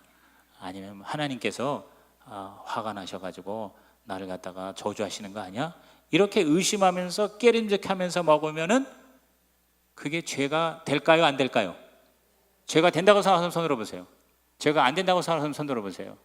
죄가 된다고 생각하는 게 정답이에요. 그러니까 죄는 뭐냐? 의심하는 것이 죄다. 믿지 않는 것이 죄다. 그 얘기예요. 그러니까 그런 면에서 죄는 굉장히 어떻게 보면 또 주관적일 수도 있어요. 여러분 구약을 보면은 하라 하지 마라는 말이 굉장히 많아요. 아주 엄격하게 뭐 해라 뭐 하지 마라 하는 말이 많은데, 신약에는요 뭐 해라 뭐 하지 말라 하는 말이 구약에 비해서 훨씬 줄어들어요. 왜 그런지 아세요? 왜냐하면 성령께서요 저와 여러분 안에 들어와 계셔서 그 성령님이 저와 여러분을 인도하고 지도하시기 때문에 가정교사가 되셔서 우리를 이끌어 주세요. 그러니까 신약적인 개념은요 율법적인 문자적인 그러한 법을 지키는 것이 그것이 중요한 게 아니고 성령님의 인도를 따라 순종하는 것이 더 하나님이 기쁘게 받으시는 저와 여러분의 신앙생활이라는 겁니다. 동의하시면 아멘 하시기 바랍니다. 그래서 여러분께서 성령을 통해서 우리에게 직관적으로 주시는 그런 음성들이 있잖아요. 그런 거에 여러분이 순종하면 여러분이 굉장히 하나님의 은혜를 경험한다는 거예요. 예를 들어서 여러분이 어떤 계약을 했는데 이상하게 마음이 계약을 하고 나서도 마음이 편안하지가 않아. 계속 기도를 하는데 성령께서 강력하게 계약을 파기해라, 여러분 그렇게 지시하시잖아요. 그때 믿음으로 그 말씀에 순종해서 내가 조금 손해나지만 계약을 파기해버렸어. 그때 나중에 알고 보니까 이게 사기야, 또는 이게 땅을 샀는데 완전히 이거는 맹지야, 이건 샀다 하면 손해나는 거야. 나중에 밝혀진 걸 깨닫게 돼요. 그때 성령님이 내 안에서 우리에게 인도하신 거 그거 따라서 하는 것, 그것이 바로 선이고 그게 바로 하나님의 은혜고 그게 바로 축복이라는 것이죠. 여러분이 그런 경우 굉장히 많을 겁니다. 성령의 지시를 무시해서 손해보는 경우나 성령의 지시에 순종해서 크게 이익을 보는 경우 있을 수 있어요? 없어요? 있을 수 있어요. 그런 경험을 여러분이 많이 하신 분도 계시라고 생각합니다. 그러니까 성령의 인도로 우리가 믿음으로 하면 어떤 사람에는 죄가 되기도 하고 어떤 사람은 죄가 안 되기도 하는 그런 요소들이 굉장히 많습니다. 예를 들어서 어떤 사람이 아주 야구광에, 예수 믿기 전에 너무너무 야구를 좋아해가지고 모든 게 다 야구로 통해. 그래가지고 그 야구 때문에 집안이 다 망할 것 같아. 뭐 예를 들어서 골프를 너무 좋아해가지고 골프 때문에 사업도 망가지는 사람도 있을 수 있어요. 그런데 예수를 믿었어. 그래가지고 예수님을 이제 좋아하니까 그 다음부터 이제 뭐냐면 그 야구를 이제 끄는 거야. 이 중독, 이렇게 광이 되는 게, 주님보다 더 사랑하는 게 이게 잘못됐다 이렇게 하나님을 회개하고 그 다음부터는 절대 야구 경기 가는 거, 야구 뭐 관심 가는 거를 끊었어요. 근데 이제 그런 사람이 예를 들어서 자기가 야구로부터 해방이 됐기 때문에 야구하는 사람을 야구 구경하러 가거나 야구를 좋아하는 사람을 나쁘게 보면은 그게 잘못된 거요, 아니면은 잘된 거요? 잘못된 거죠. 일반적인 스포츠를 다 하는 거 그거는 괜찮은 거야. 문제는 내가 거기에 중독이 돼가지고 잘못됐다, 그런 거를 깨닫고 그거를 그만두는 것이지. 그러니까 우리가 이 죄에 대한 문제가요, 이 신약 특히 그 하나님의 그 영적인 은혜를 받은 경우에 보면은요, 예를 들어서 여러분 사무엘의 경우에는 기도하는 거를 쉬는 것이 자에게는 뭐라고 그랬어요? 죄라고 할 정도로 죄에 민감한 거예요. 왜? 사무엘에게 성령님께서 그렇게 이끌어 주신 거예요. 인도. 거기에 내가 믿고 따라가니까 사무엘에게는 기도를 안 하는 게 죄로 여길 정도로 그렇게 영적으로 뭐예요? 영성이 놀라운 민감한 영성을 가지게 된 거라 이 말이죠. 그렇다고 그러면은 뭐 다른 사람들 지금 초신자들 말이야 기도 안 하고 그러면 그 사람이 죄다? 그렇게 얘기할 수 없다는 거죠. 무슨 이제 이해가 되시겠죠? 그러므로 우리는 이 성령의 주시는 확신과 책망에 순종하는 삶을 살아야 된다는 것입니다. 그래서 결국 뭐가 죄냐? 믿음에 근거하지 않은 것이 죄다. 시작. 믿음에 근거하지 않은 것이 죄다. 그래서 이제 결론적으로 죄의 결론입니다. 자, 일과의 결론입니다. 첫째, 뭐가 죄라고요? 불법, 무법입니다. 자기가 법이 되는 거예요. 황해의 무법자. 그 다음에 두 번째 뭐예요? 알고 행하지 않아. 장래의 주관자가 자기가 되는 거예요. 자기가 자기를 운명을 결정하려고 그래요. 그 다음에 뭐예요? 믿음으로 행치 않는 거예요. 의심하는 거예요. 믿음으로 행치 않고 자기 마음대로 하는 겁니다. 그래서 죄의 세 가지 성경적인 정의가 바로 이것입니다. 자, 나와 이 하나님에서 이것이 죄의 근본적인 의미를 다시 하면 하나님이 없어지고 내가 되는 거예요. 자, 다시 볼게요. 자, 죄의 근본적인 의미가 요 그림을 잘 보세요. 여기 하나님이 계시고 여기 나인데, 죄라는 게 우리가 볼 때 나쁜 일을 했냐, 악한 일을 했냐, 이런 걸 가지고 죄를 우리가 하는 게 아니란 말이에요. 하나님 앞에서 우리 이 성경적인 신학적인 죄의 개념은 하나님이 없어지고 내가 거기에 들어가 있는 거예요. 이것이 바로 내가 하나님이 되려는 게, 이것이 죄다. 여러분이 이 그림을 마지막으로 잘 정리해서, 이게 바로 죄예요. 하나님이 없고 내가 내 인생의 주인이 되는 거예요. 내 마음대로 하는 거예요. 그게 바로 죄라는 것이죠. 자, 여기까지가 바로 일과였습니다. 자, 이과 하나님 사랑입니다. 자, 이제 우리 주제가 하나님 사랑입니다. 여기 왜 내가 여기 조그맣게 나왔어요? 예. 따라합시다. 하나님의 사랑. 예. 자, 이과가 하나님의 사랑인데, 역시 매 과마다 성경 구절이 몇 개? 세 개씩 이렇게 나와요. 그래서 하나님의 사랑을 공부하는, 요 주제에 공부하는 주제 성구 3개씩. 그러니까 여러분이 이게 예를 들어서 한 24과다 그러면 24과 곱하기 3개씩의 성경 구절을 여러분이 쫙 공부를 하면은요, 그러면 거의 한 7, 80구절, 24 곱하기 3 하면 3, 4, 12, 3, 2, 한 70개 성경 구절을 여러분이 마스터하는 거예요. 그래서 일단 여러분이 편안하게 이렇게 강의를 듣고 집에 가서 숙제를 하는 거예요. 생명의 삶을 가지고 숙제를 다시 하면은요, 굉장히 쉬워져요. 그거 강의 들은 거 생각하고 성경 세번역 찾아서 괄호만 채우면 되거든. 그러면은 딱 여러분이 잡히게 되는 겁니다. 자, 이제 죄가, 아까 내가 하나님 노릇하려고 하는 게, 내가 하나님이 되려고 하는 게, 그게 무서운 죄예요. 거기서 무법, 불법, 그리고 행하지 않는 것, 믿지 않는 것들이 다 나오는 겁니다. 그런데 이 죄의 처방이 뭐냐? 그럼 이 죄를 어떻게 하란 말이냐? 이 죄가, 우리가 이것을 해결할 수가 없어요. 이 죄의 문제를 해결하는 처방이 바로 이과의 주제인 하나님의 사랑. 시작. 하나님의 사랑이에요. 그러면 성경이 말하는 하나님의 사랑이 뭐냐? 자, 우선 첫째, 이사야 59장 2절을 한번 찾아봅시다. 자, 이사야 59장. 자, 이사야는 조금 찾기가 좀 어려울 수도 있어요. 저 신약이 아니고 구약이거든요. 자, 이사야 59장 2절. 몇 페이지일까요? 네, 1049페이지. 자, 여러분이 이 성경 목록을 이제 앞으로 이제 13주만 지나면 이제 성경을 잘 찾을 수 있게 돼요. 그런데 지금은 너무 모르니까 페이지로 얘기할게요. 1049페이지 이사야 59장. 자, 이사야 59장 찾으셨어요? 자, 여기서 이 이사야를 기록한 이 기록자는 이사야입니다. 이사야. 근데 이사야는 선지자 혹은 예언자라고 그러는데, 하나님이요, 우리 인간에게 자기를 나타내는, 계시하시고 말씀하시는 방법이 막 천둥, 벼락, 우레 뭐 이런 게 아니고, 그건 이제 자연의 하나님의 나타남이지만, 하나님이, 인격적인 하나님이 저와 여러분에게 다가오시는 가장 확실한 방법이 뭐냐면 대변인을 통해서 말씀하시는 거예요. 그럼 그 대변인이 누구냐면 바로 예언자예요. 예언자. 그래서 이사야가 바로 하나님의 대변인 중에 한 분이에요. 그러니까 성경은 하나님의 대변인이 많았어요. 한 40여 명이 됐어요. 그 40여 명의 대변인이 하나님의 말씀을 대언해서 기록한 것이 성경이에요. 그 중에 이사야서는 누가 기록했다? 이사야. 그 시대는 주전 700년. 주전 700년이면 지금으로부터 2700년이죠. 엄청나게 오래된 때입니다. 2700년이면은 우리나라로 무슨 시대일까? 고조선 시대인가요? 2700년. 네? 잘 모르겠어요.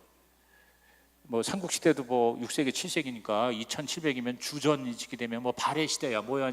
한국사를 좀 공부한 사람 없어요? 아무튼 굉장히 오래전 예언자였었어요. 그 이사야가 이제 하나님의 사랑의 클라이막스인, 하이라이트인 누구를 이제 우리에게 소개하고 있는 거예요. 근데 그 전에 먼저 이런 문제를 우리한테 기록을 했어요. 자, 2절. 자, 2절 다 같이 읽습니다. 시작. 오직 너희 죄악이 너희와 너희의 하나님 사이를 갈라놓았고 너희의 죄 때문에 주님께서 너희에게 얼굴을 돌리셔서 너희의 말을 듣지 않으실 뿐이다. 자, 이걸 이해하려면, 문맥을 이해하려면 앞구절과 뒷구절도 읽어보는 게 좋다고 그랬죠. 자, 1절 읽어볼까요? 주님의 손이 짧아서 구원하지 못하시는 것도 아니고 주님의 귀가 어두워서 듣지 못하시는 것도 아니고. 자, 하나님과의 관계가 왜 막혔냐? 하나님이 왜 우리 말을 못 들어? 귀가 어두웠나? 하나님이 손이 짧아서 우리를 만지지 못하나? 그게 아니다. 2절에 하나님과 우리 사이에 뭐가 있다? 죄악 때문에 그렇다. 이렇게 말씀하십니다. 그러니까 죄의 문제가요, 가장 큰 문제가, 인생의 가장 큰 문제가 되는 이유가 여기 있는 거예요. 뭐 죄 때문에 우리가 병들고 죄 때문에 우리가 뭐 저주를 받고, 이것보다 하나님하고 우리 사이가 끊어졌다 이거예요. 이게 가장, 인간에게는 가장 엄청난 문제고 비극이고, 그리고 이게 뭐냐? 이게 죽음이고 이게 사망인 거죠. 하나님으로부터 영원히 끊어진 게 지옥이에요. 지옥. 그러니까 이 세상에서도 멀쩡하게 살지만 살았다 하나 죽었다고 하는 이유가 뭐냐면 하나님하고 끊어졌어.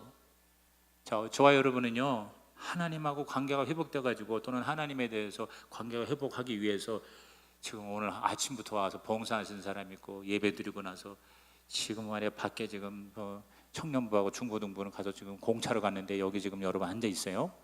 왜 그러냐? 이걸 알기 때문에. 너무 하나님과의 관계, 이게 중요하고 이것이 회복되는 것이 바로 이게 생명이라는 걸 알기 때문에, 또 회복됐기 때문에 오늘 이 자리에 앉아 계신 줄로 믿습니다. 자, 그러면 그 죄는 뭐냐? 죄의 문제가, 이 죄로가 바로 하나님과 우리 사이를 갈라놓는 거예요. 자꾸 이쪽으로 해야지. 이쪽으로 해야지. 자, 우리 지난 첫 시간에 이 도표를 기억나세요? 자, 관계죠. 하나님과 나와의 관계, 수직적 관계, 나와 이웃과의 관계, 수평적 관계. 자, 이걸 우리가 지난 시간에 얘기했죠. 근데 이 하나님과 우리 사이 이 관계가 통해야 되는데, 이렇게 쭉 내려와야 되는데, 그런데 뭐냐? 또 수평적으로 다른 사람하고도 싸우지 말고 잘 살아야 되는데, 왜 우리가 북한하고 이렇게 왼수가 되고, 왜 우리가 전쟁을 하고, 왜 우리가 싸우고, 가정에서도 부부가 왜 서로 지지고 볶고 싸우고 헤어지느냐, 이 말이죠. 그 관계가 그렇게 나빠진 이유가 뭐냐? 그게 바로 하나님과 우리 사이에 뭐가 있어요? 죄가 있어요. 죄가 있어서 하나님과 우리 사이가 내려올래도 못 내려오는 거야. 지금 계속 막혔어요. 그 다음에 그 죄로 말미암아 결국 다른 관계가 다 막힌 거예요. 지금 이게 하나님이 이렇게 흘러내려와야 돼. 흘러내려와서 나한테 내려오고 이웃에게 가야 되는데, 하나님을 마음을 다해 목숨을 뜻을 다해 사랑하고 이웃을 내 몸처럼 사랑하라. 그러니까 하나님 사랑, 나 사랑, 이웃 사랑을 해야 되는데 꽉 막힌 거예요. 이 죄 때문에. 그러니까 여러분, 이 그림이 아무것도 아닌 것 같아도요, 예수를 안 믿는 사람이 있어서 이 그림이 딱 뭐냐면은 뭐가 문제다 하는 거를 가장 성경적으로 확실하게 이렇게 말해주는 그런 그림이에요. 그래서 지금 이사야가 이거를 우리에게 얘기하는 거예요. 하나님과 너희 사이에 죄가 지금 막혀있다, 막아놨다. 그러니까 하나님과의 관계가 단절됐다. 하나님의 사랑이 지속적으로 내려오지를 못하고 있다. 하나님의 사랑을 못 받으니까 나를 사랑하지 못해서 맨날 나 때문에 내가 괴로워하고, 이웃하고 맨날 싸우고, 이웃을 사랑하지 못하고 불화가 있고, 같이 사는 부부도 이게 천국이 되어야 되는데 지옥이 되고 있다. 여러분, 모든 것이 하나님으로부터 나온다는 것이 바로 기독교의 메시지예요. 근데 그게 막혔어요. 그래서 막히니까 뭐예요? 메마르고, 그리고 삐걱거리고 무너지고, 또 남을 힘들게 하고, 그리고 경제적으로도 계속 저주가 임하고 힘들고, 하나님의 은혜가 없으니까 해피하지가 못하고. 그러니까 모든 인생의 문제가 다 뭐냐면 막혀서 그래. 막혀서 마치 우리 첫날 본 그 메마른 가뭄으로 말미암아 바닥이 다 터진 그런 저수지 바닥, 논바닥과 같은 그런 모습이 되고 있다는 것이죠. 그래서 여러분, 이 하나님의 사랑을 공급받아야 우리가 힘들어도 신나게 사는데, 이게 공급이 안 되는 상태에서 도덕적으로만 예수를 믿으려는 사람이 제일 힘든 거예요. 종교는 믿어서 예수는 믿고 이제 교회는 나가는데, 하나님의 사랑이, 그 사람이 지금 무슨 죄가 있어, 이걸 해결해서 하나님과 관계가 회복돼야 되는데 이거 해결이 안 되고, 그런데 크리스천이고 직분자고 예수는 믿는다고 하니까 도덕적인 삶을 살려고 애를 쓰는 거예요. 의무감 때문에. 그러니까 이게 얼마나 힘들어 죽는 거예요. 이거 힘들어 죽는 거예요. 괴로우니까 뭐냐면, 괴로운 사람이 남을 괴롭게 해요. 내가 괴로우니까 자꾸 남을 비난하는 거예요. 여러분 보세요. 자기가 신나는 사람은요, 웬만한 사람 다 포용할 줄 알았는데, 내가 죽겠으니까 계속 뭐냐면 말이 많은 거야. 뭐 이래, 교회가 왜 이래, 목사가 왜 이래, 구역장이 왜 이래, 대통령이 왜 이래, 아니 새누리당이 왜 이 모양이야 이거. 그래가지고 그냥 이번에 여러분, 새누리당이 절대로 질 수 없는 선거에서 졌고, 더불어민주당이 절대로 이길 수 없는 선거에서 이겼다는 거 아닙니까? 기적이 어디 있는 게 아니라 바로 두 당에 있고 거기에 꼽살이 낀 게 바로 뭐냐? 국민의당이다. 그렇게 이제 얘기를 해. 그러면서 어떤 사람 만나면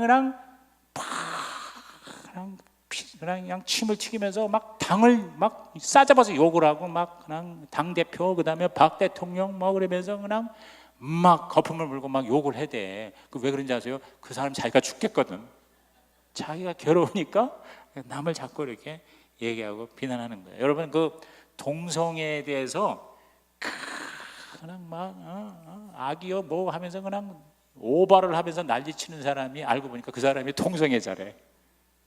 여러분 죄를 많이 짓는 사람이 오히려 죄에 대해서 관용을 못해요.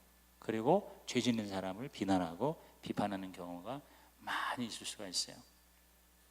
그래서 여기 히틀러도 그렇고 그다음에 세계적인 독재자도 그렇고 그다음에 잘 나가다가 실족한 사람들 다 보면은요 왕창 문제가 있는 거예요. 참 이제 제가 목회자니까 여러분 평신도에서 내가 목회자 얘기를 좀 안 하는 게 좋긴 하지만 내가 진짜 미국에 있을 때 굉장히 존경했던 사람이 지미 스와가트라는 분이에요. 지미 스와가트 우리 하나님의 성회의 위대한 이벤젤리스트. 근데 그분이요 사실은 빌리 그레함보다도 더 강력한 그런 전도자로 쓰임을 받을 수가 있었고 그 집회나 이런 거 보면 또 그 사역 보면은요 그분의 그 루지아나에 있는 그 교회가 10,000명, 20,000명이 넘고 그리고 말이야 그 크루세이드라고 그래가지고 그 집회를 전 세계에 우리나라만 그 사람 잘 알려져 있지 않았지 남미나 이런 데 보면요 대단한 분입니다. 지미 스와가트가 그 팝송 가수 마약 중독해가지고 일찍이 죽은 사람 누구죠? 팝의 그 황제 엘비스 프레슬리하고 친구야. 그래서 엘비스 프레슬리처럼 지미 스와가트는 노래를 기가 막히게 잘 불러서요 그 사람이 피아노 치면서 하면서 그 복음성가나 칸츄리송 부르면 아주 그냥 와 이래요. 아주 나도 막 이랬어요. 그래서 내가 그 길을 쫓아가기도 하고 그랬어. 내가 로스앤젤레스 그 크루세이드 갈 때 너무너무 은혜롭고 근데 설교할 때요 얼마나 강력하게 설교를 하는데 다 좋은데 뭐를 지나치게 때리냐면 포르노그래피 그러니까 그 음란물에 대해서 플레이보이 뭐 이런 거 있잖아요. 그 미국에는 그 음란 사람이 어마어마해요. 그러니까 음란함에 대해서 포르노그래피에 대해서 절반은 설교를 하면서 그걸 때려잡는 거야. 그러면서 그냥 성경책을 들고 그냥 팍팍팍 하면서 그냥 막 거기서 심판을 하고 저주를 하고 난리가 났어. 근데 여러분 아는 분은 알다시피 그분이 나중에 슬립다운했어요. 그러니까 쉽게 말하면 스캔들이 일어났는데 그게 뭐냐면은 바로 자기 자신이 거기에 걸려 있는 거예요. 창녀한테 20불씩 주면서 1년 동안을 여러분 그 자기의 그걸 스트레스를 못 푼 거예요. 근데 알고 보니까 그 부인이 사모가 완전히 뭐냐면은 바비 인형이야. 너무너무 예쁘고 말을 얼마나 잘하고 사업도 대단하게 잘하고. 근데 내가 볼 때 그 지미 스와트 목사님을 잘 안 섬겼나 봐. 어? 그 스와트 목사님이 그 좀 이렇게 부르면은 가야 되는데 아마 안 간 것 같아. 그러니까 이게 그거를 어떻게 해결이 안 되니까 그거를 여러분 일주일에 한 번씩 창녀한테 가서 20불씩 주고 자기 그걸 해소를 한 게 그게 그 경쟁자 같은 또 그 세계에서도 그 사람이 잘 나가고 세계적인 인물이 되는 거를 시기 질투한 사람한테 걸린 거예요. 몰레카마레한테 걸린 거예요.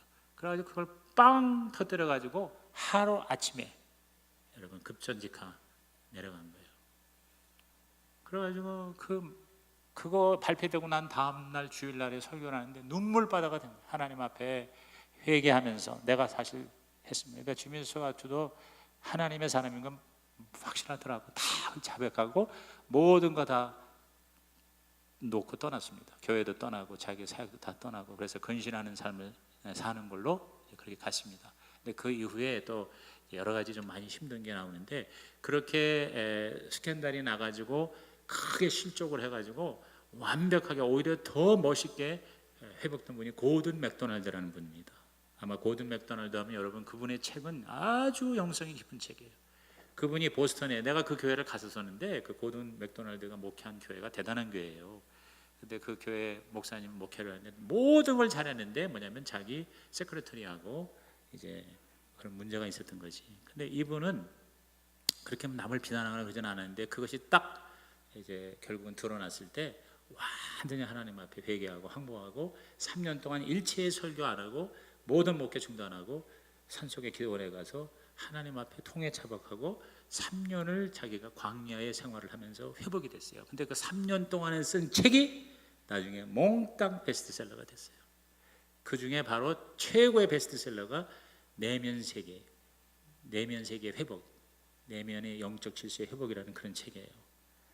그러니까 이제 제가 이제 얘기가 좀 딴 데로 간 것 같은데, 우리들의 신앙생활이나 또 우리들의 일상생활에 필요하기 때문에 한 얘기인데요. 너무 내가 하나님한테 능력은 공급받지 않고 도덕적으로 사람들 보기에는 하나님에게 인정받으려고 몸부림을 치다가 무너지는 사람이 한두 사람이에요. 그러니까 이게 열이 뻗치고 이게 힘드니까 이걸 뭐냐면 다른 사람을 비난하는 거예요. 여러분 보세요.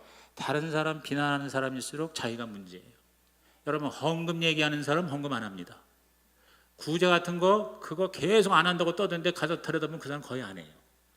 그러니까 자기가 문제가 있는 사람이 자꾸 다른 사람을 힘드니까 자꾸만 비난하는 거예요. 공격하는 거예요.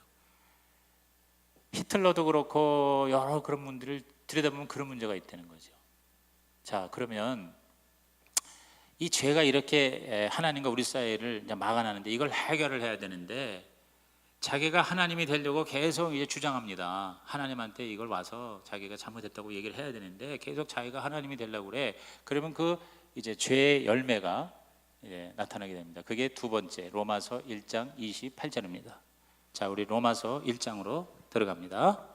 자, 이제 두 번째 성경 구절, 여러분 아주 잘 따라오고 있습니다. 제가 볼 때 우리 역시 성수교회 성도들 아주 훌륭합니다. 자, 다시 로마서로 가죠. 자, 로마서는 신약에 있죠. 로마서는 저 뒤에 사도행전 다음에 로마서가 있습니다. 앞부분 로마서 1장 몇 페이지입니까? 227페이지.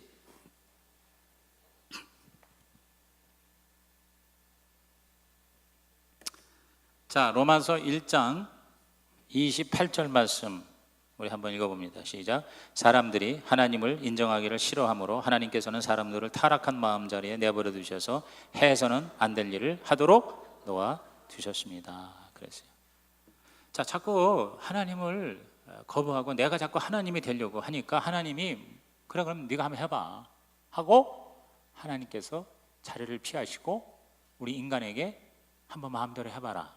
네가 하나님이 되려고 하니 한번 해봐라 하고 이제 내버려 둡니다.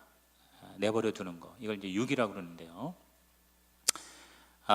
여러분 이 사랑이라는 거는 일종의 인격적인 선택이잖아요. 하나님이 저와 여러분을 왜 만드셨어요? 하나님이 우리를 왜 창조하셨어요? 우리를 사랑하시기 위해서요. 우리를 사랑하는 대상으로 하나님이 택하신 거예요.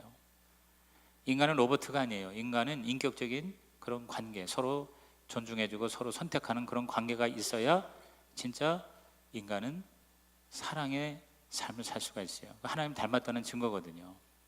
무조건 로봇가 된다는 게 그게 사랑이 아니죠. 그런 영화가 있었대요. 그러니까 어느 마을에 가니까 거기는요 아내들이 100% 남편에게 순종하는 거야. 뭘 하려고 해도 예 엉망진창으로 사는 남편한테도 모든 여자들이 다 고분고분 순종을 해. 그래서 너무너무 이게 소문이 났어. 그래서 어떤 사람이 이제 거기를 가봐서 알고 보니까 그 모든 아내들이 다 그 마을에서 만든 로봇이야. 그래서 100% 남편에게 순종하게끔 로봇으로 만들어가지고 와이프로 데리고 사는 거야. 그래가지고 그걸 알고 놀래서 거기서 나왔다는 얘기가 있어요. 여러분이 아내가 나를 사랑해주고 존중해주고 순종해주기 위해서 또 그러한 와이프를 내가 데리고 살고 싶다고 그래서 여러분이 로봇을 사다가 여러분이 살고 싶으세요? 좀 싸우고 어떤 때는 또 이렇게 반항도 하고 또 남편에 대해서 좀 그렇기도 하지만 살아있는 인격체를 원하지 로봇을 원하겠어요? 하나님도 마찬가지예요. 하나님이 저와 여러분을 로봇으로 만들면 하나님 걱정도 없어. 하나님도 다 할 거 아니에요. 하나님이 로봇 만들었는데. 근데 하나님은 자기를 닮은 인격자로 저와 여러분을 창조하셨어요. 할렐루야. 그러니까 그 무슨 얘기예요? 우리는 자유의지를 가지고 하나님을 선택할 수도 있고 거부할 수도 있다 이 말이에요. 우리는 로봇가 아니에요. 이게 기가 막힌 거예요. 그러니까 하나님이 피조물을 만드는데 그 중에 인간을 만들더니 인간을 자기 닮음으로 인격으로 만드시더니 우리로 하여금 여러분 선택을 하게 하셨어요. 아이고 이거 뭐 예수 믿기도 힘들고 말이에요. 잘못하면 지옥 가고 그러는데 차라리 로봇가 됐으면 좋겠다. 이렇게 여러분 얘기하시겠습니까? 하나님은 그게 아니에요. 그러니까 어느 정도로 우리가 선택할 수 있느냐? 하나님을 거부할 수도 있다는 거예요. 내가 하나님이 되겠다고 선택할 수도 있을 정도의 우리는 인격자예요. 그러니까 하나님이 그걸 보고 하나님은 자발적으로 당신을 선택하기를 바라는데 글쎄 그걸 거역하는 거예요. 그리고 자기가 하나님인 것처럼 자기 마음대로 하는 거예요. 무법, 불법, 의지하지도 않고. 그러니까 하나님이 그래 그럼 한번 해봐 하고 사람들을 그대로 마음대로 하라고 내버려뒀다는 얘기죠. 그 결과가 뭐가 됐느냐? 그 결과가 바로 그 로마서의 말씀들이에요. 거기 보면 인간이 하나님을 불순종한 결과가, 자 우리가 지금 1장 28절을 읽었지만 그 결과 어떻게 되느냐? 자 내버려 두셨다. 거기 그냥 놓아두셨다. 내버려 두셨다. 거기다 밑줄 치시라고요. 내버려 뒀다는 말이 이게 무서운 거예요. 이게 내버려 뒀다는 게 인격적으로 그냥 내버려 둔 거예요. 그랬더니 자 29절 사람들 온갖 불의와 악행과 탐욕과 악의로 가득 차 있으며 시기와 살이와 분쟁과 사기와 저기로 가득 차 있으며 수군거리는 자요 중상하는 자요 하나님을 미워하는 자요 불선한 자요 오만한 자요 자랑하는 자요 악을 꾸미는 모략꾼이요 부모를 거역하는 자요 우매한 자요 신의가 없는 자요 무정한 자요 무자비한 자입니다. 이야 여러분 여기 지금 이거 나와 있는 거가요 온갖 지금 우리 인간의 문제예요. 오늘날 인간의 삶의 모든 모습들이 추악한 모습들이 다 거기 나와 있잖아요. 그거를 갖다가요 이렇게 지금 이게 추상적인 것 같지만 굉장히 심각한 인간의 죄의 결과예요. 불순종의 결과예요. 하나님을 거부하고 내가 하나님이 되려고 하니 하나님이 내버려둔 결과예요. 그런데 이거를 뻔히 문제가 있음에도 불구하고 사람들은 끊임없이 이거를 포장을 하려고 그러는 거예요. 그것이 바로 32절이에요. 그들은 이와 같은 일을 하는 자들은 죽어야 마땅하다는 하나님의 공정한 법도를 알면서도 자기들만 이런 일을 하는 것이 아니라 이런 일을 저지르는 사람을 두둔하기까지 합니다. 그래서 여러분 죄를 짓는 사람은 자꾸 죄를 짓게끔 하는 거예요. 자기가 혼자 짓는 게 두렵기도 하고 심심하기도 하고 그 다음에 저기 나중에 심판받을 거 혼자 받는 게 너무 억울하기도 하고 그러니까 뭐요? 자꾸 죄를 퍼뜨려 포장을 해. 자기도 하고 남도 하게 해. 여러분 그래서 자꾸 아름답다고 하는 겁니다. 여러분 동성애를 아름답다고 하지 않습니까? 아이고 요새 동성애 대놓고 이제는 말이에요. 잘하고 너무 끔찍한 건 지금 미국에도요 동성애 교회가 있어요. 동성애를 허용하는 교회가 옆에다가 뭘 갖다 붙여내면 무지개 깃발을 갖다가 꽂아 놓습니다. 내가 지난번에 애틀란타 가가지고 깜짝 놀랐어. 몇 개 교회가 벌써 생겼어. 교회 옆에다가 무지개 깃발을 갖다 이렇게 갖다 달아놔. 그럼 그게 뭐냐면 웰컴 동성애. 우리 교회는 동성애를 환영합니다. 왜? 동성애는 인권이라는 거예요. 동성애는 아름다운 거라는 거예요. 남자와 남자끼리 서로 성행위를 하고 부부로 사는 거 이게 뭐가 잘못됐냐? 이건 굉장히 아름다운 것이다. 불륜 굉장히 아름다운 것이다. 여러분 모든 90% 이상의 영화, 드라마, 소설, 문학의 주제가 뭡니까? 로맨스, 불륜이야 불륜. 무슨 삼각, 사각 관계로부터 시작해가지고 지금 뭐 드라마가 이제 그거 없으면 드라마가 아니죠. 아름답죠. 여러분 다 우리는 그거를 보죠. 보고 은혜를 받죠. 네 여러분 죄를 포장을 하고 죄가 아름답다고 하지만 실제 그 죄를 짓고 죄 가운데 사는 사람들 솔직히 하다 들여다보면요 거의 99% 착각하는 사람은 끝까지 그게 좋다고 그래. 그런데 사실은요 엄청난 좌절, 실망, 아픔, 상처, 고통이에요. 말로 다 할 수 없는 고통이에요. 우울증, 자살률 최고입니다. 최고예요. 모든 정상적 관계가 다 깨져나갑니다. 여러분 불륜이 아름다워 보이지만 실제로 분류는 가장 고통스럽고 불행한 결과를 가져다 줄 뿐이라는 것은 경험자들은 다 안다 이거죠. 다 알아요. 절대 아름다운 분류는, 아름다운 죄는 있을 수 없습니다. 죄는 추악합니다. 죄는 추악하다. 시작. 죄는 추악하다. 그걸 아름답게 포장하고 미화하고 자기를 정당화하지만 그 대가는 어마어마하게 큰 것입니다. 그래서 여기 나오는 이 모든 것들이 다 뭐냐면요, 헬라어는요 이 단수와 복수가 달라요. 단수, 영어로서 sin이라는 이 죄는 본성이 죄라는 거예요. 죄인이라는 거예요. 그리고 sins하고 s가 붙어서 복수가 되는 것은 죄의 여러 행위가 나오는 거예요. 죄의 모습이 나오는 거예요. 여기 지금 로마서에 나와 있는 것들입니다. 근데 여러분, 그런 죄를 많이 지어서 내가 죄인이 되는 게 아니라 죄인이기 때문에 내가 죄를 짓는 경우가 대다수입니다. 어떻게 할 수가 없어요. 물에 빠진 사람 스스로 건질 수가 없습니다. 물에 빠진 사람, 내 말은 수영 못하는 사람이야. 물에 빠졌어요. 자기가 자기 머리채를 끌고 나오는 사람 봤습니까? 라이프 가드가 가가지고 머리채를 끌고 나와야 됩니다. 누군가가 나를 건져줘야 돼요. 그 누군가가 바로 예수 그리스도이신 것입니다. 저와 여러분이 이 죄의 이 늪에 빠져서 계속 빠져들어가는 걸 누군가가 건져줘야 돼. 그 건져주는 사람이 누구요? 예수님이라는 거예요. 그게 바로 하나님의 사랑의 표현이라는 거죠. 그래서 이제 마지막 지금 로마서 1장 28절 했죠? 그 다음에 이사야 53장 6절. 이게 왜 잘 안 되지? 네. 자, 우리 마지막 오늘 말씀 찾는 게 이사야. 다시 이사야로 들어갑니다. 우리 아까 이사야 찾았으니까 조금 괜찮겠죠? 이사야 53장 몇 페이지? 1040페이지. 자, 여러분 성경의 1040페이지를 펴주십시오. 이제 오늘 조금 일찍 끝내겠네요. 우리 잘하면 한 5분 10분 일찍 끝낼 수 있겠어요. 여러분이 너무 협조를 잘해서 이게 사실 양이 엄청나게 많은 건데 난 그래서 내가 힘도 들긴 하지만 너무 행복한 게 뭐냐면 그래도 한 100명 가까이 여러분이 들으니까 내가 지금 살맛이나 근데 안 들은 사람 진짜 내가 너무 아까워 안 됐어. 그리고 그중에서도 내가 이렇게 앞으로 목자로 좀 쓰려고 하는 사람이 안 들으면 너무너무 안타까워. 이거 뭐 조금 힘들지만 2시간 여러분이 이렇게 하나님 앞에 투자하고 헌신하고 또 집에서 성경 좀 읽고 그러면 여러분에게 앞으로 상상할 수 없는 복이 될 줄로 믿습니다. 자, 이사야 53장 찾으셨어요? 자, 이사야 53장인데요.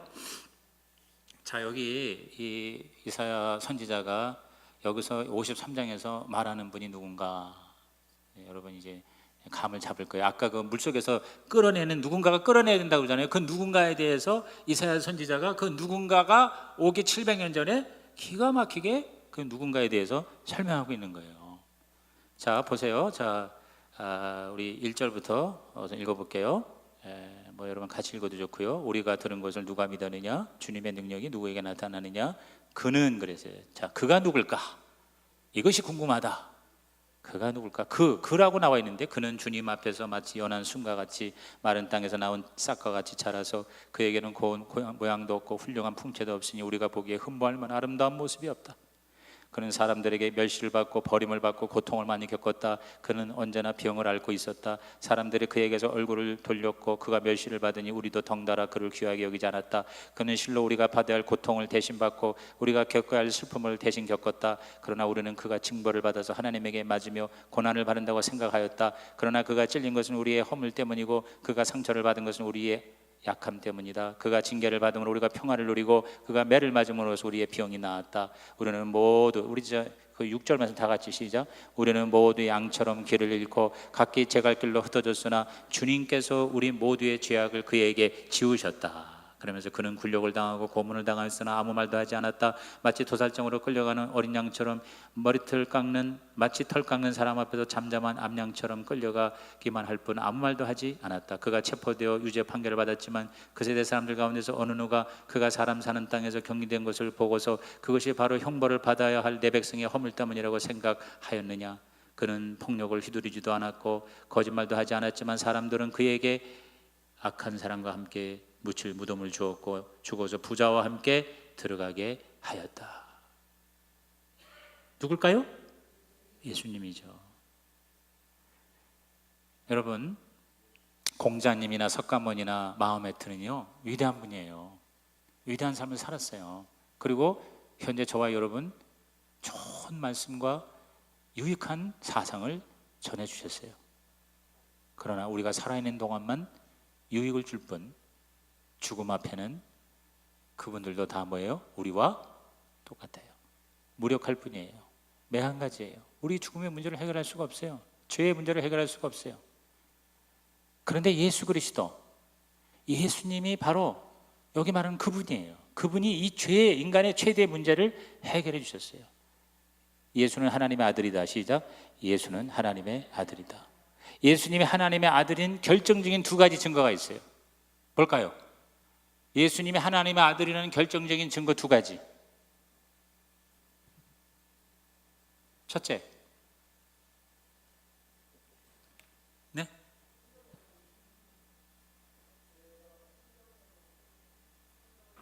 성경? 성령의 잉태?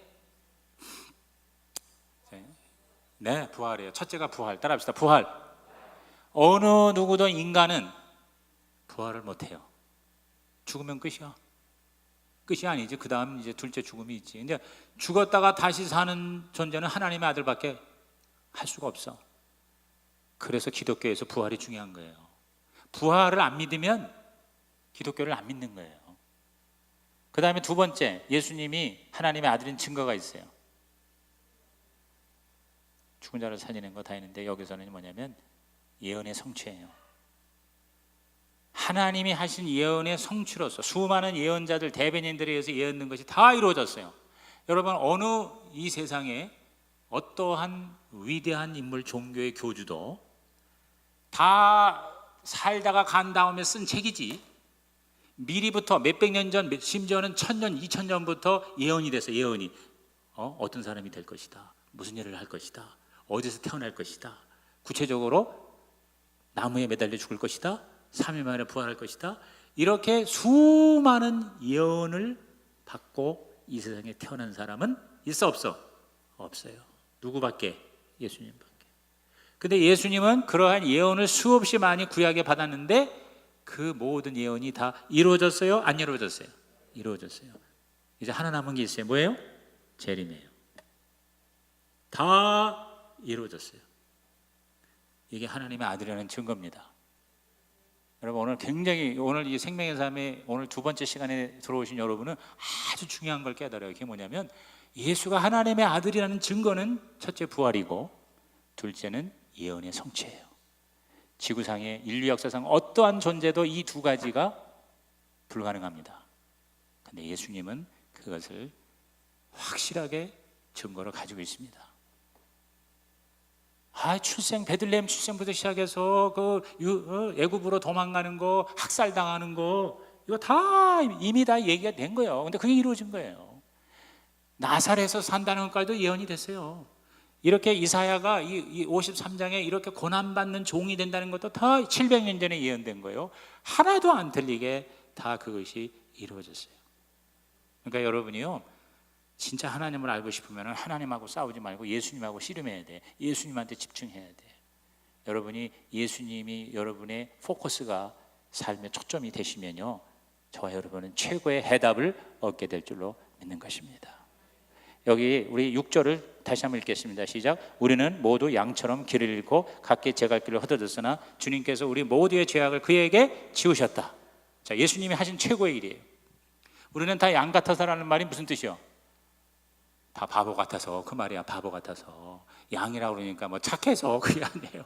양이 어떠냐면요, 제멋대로 가고, 그리고 이 양들이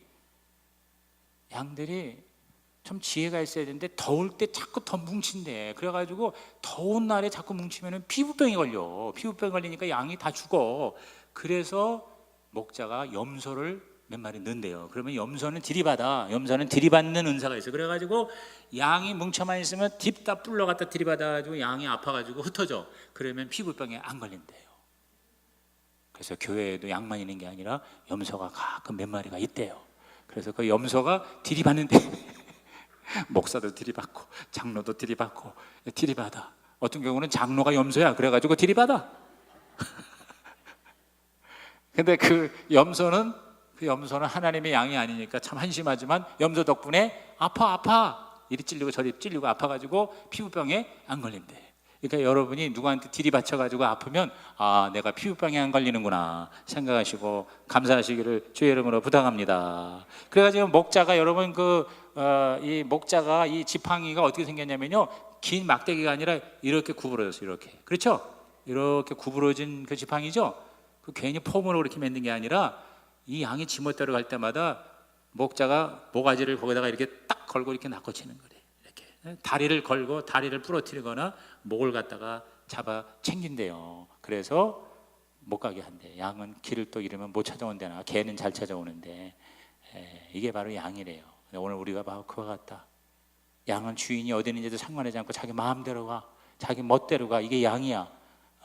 어디서 와서 무엇 때문에 어디를 가는지 알지 못해. 그저 눈앞에 있는 것만 쳐다봐. 먹고 사는 거, 집 사는 거, 자동차 사는 거, 결혼해서 자식 낳고 더 큰 집 사고 더 큰 명예와 성공, 이거를 추구하는 것으로만 딥다 살지, 내가 지금 지옥으로 가는지 천국으로 가는지 어디로 가는지도 알지 못하고 그냥 양은 지멋대로 돌아다니는 거예요. 그런데 그 양을 구원하기 위해서 바로 뭐요? 예수님께서. 그게 6절입니다. 여러분 1900년도 초에 샌프란시스코에서 일어났던 실화입니다. 실화. 자, 이게 마지막이, 자, 여기 다 같이 읽습니다. 시작. 우리는 모두 양처럼 길을 잃고 각기 제 갈 길로 흩어졌으나 주님께서 우리 모두의 죄악을 그에게 지우셨다 그랬어요. 지우셨다. 자, 그래서 이제 죄를 해결하는데 이게 이제 마지막인데요.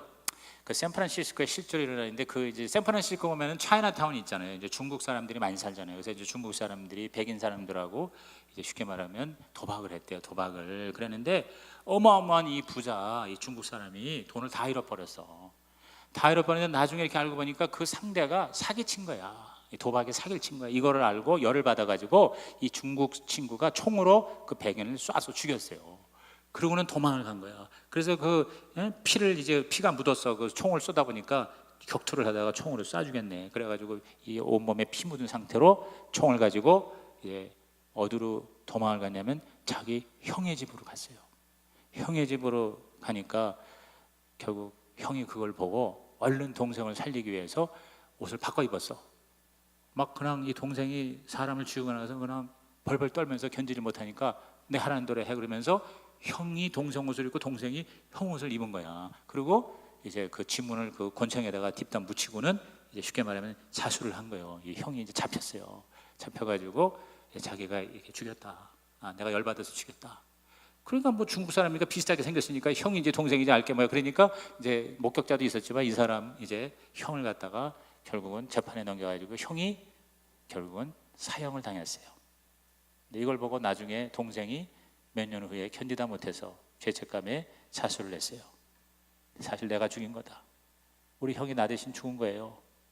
그러는데 여러분 법정에서는 무죄로 처리된 거예요.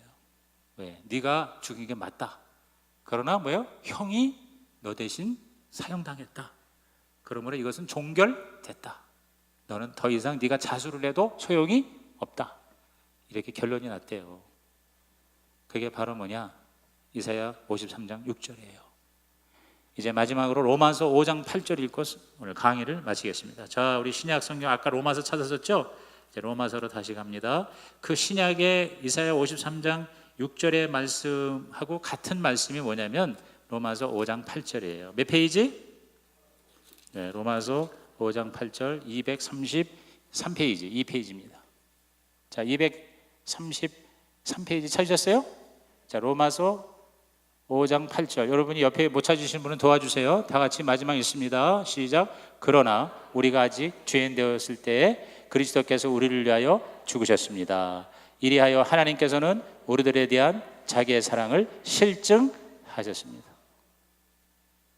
그 형이 동생을 대신해서 죽어가지고 동생이 무죄가 된 것처럼 우리의 형이 뭐냐면 예수님이야. 예수님이 나 대신 죽으셔가지고 하나님의 법정에서 저와 여러분은 무죄. 아멘? 무죄야, 무죄. 나는 무죄다. 시작. 나는 무죄다. 이게 구원이요. 그래서 우리 대신 우리가 살았어요. 그게 하나님의 사랑이에요. 여러분, 자기 아들이 대신 죽는 그것을 하나님이 아버지로서 얼마나 고통스러웠겠어요. 우리가 죄로 고통당하는 것보다 하나님이 자기 아들 십자가에서 대신 죽는 게 더 고통스러우셨을 거예요.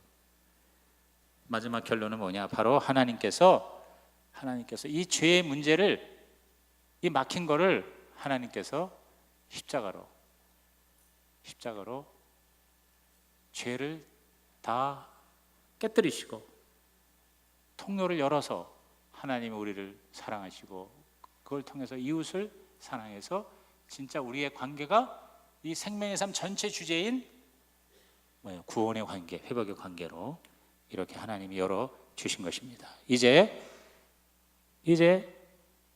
남은 거 뭐냐면, 그러면 어떻게 우리가 이 관계가, 주님이 향하신 이 놀라운 은혜와 사랑을 우리는 어떻게 받아들일 수 있는가?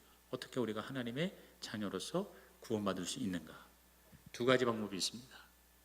그 두 가지 방법을 다음 주에 공부하겠습니다. 기도하시겠습니다. 하나님, 오늘 생명의 삶 2강에 열심히 공부하신 모든 성도들, 하나님께서 다시 한번 구원의 확신을 갖게 하여 주시옵시고, 더 이상 죄의 노예가 아니라 하나님의 자녀로 멋지게 살아가게 도와 주시옵소서. 예수님의 이름으로 축복하며 기도하옵나이다. 아멘. 할렐루야. 감사합니다. 수고하셨습니다.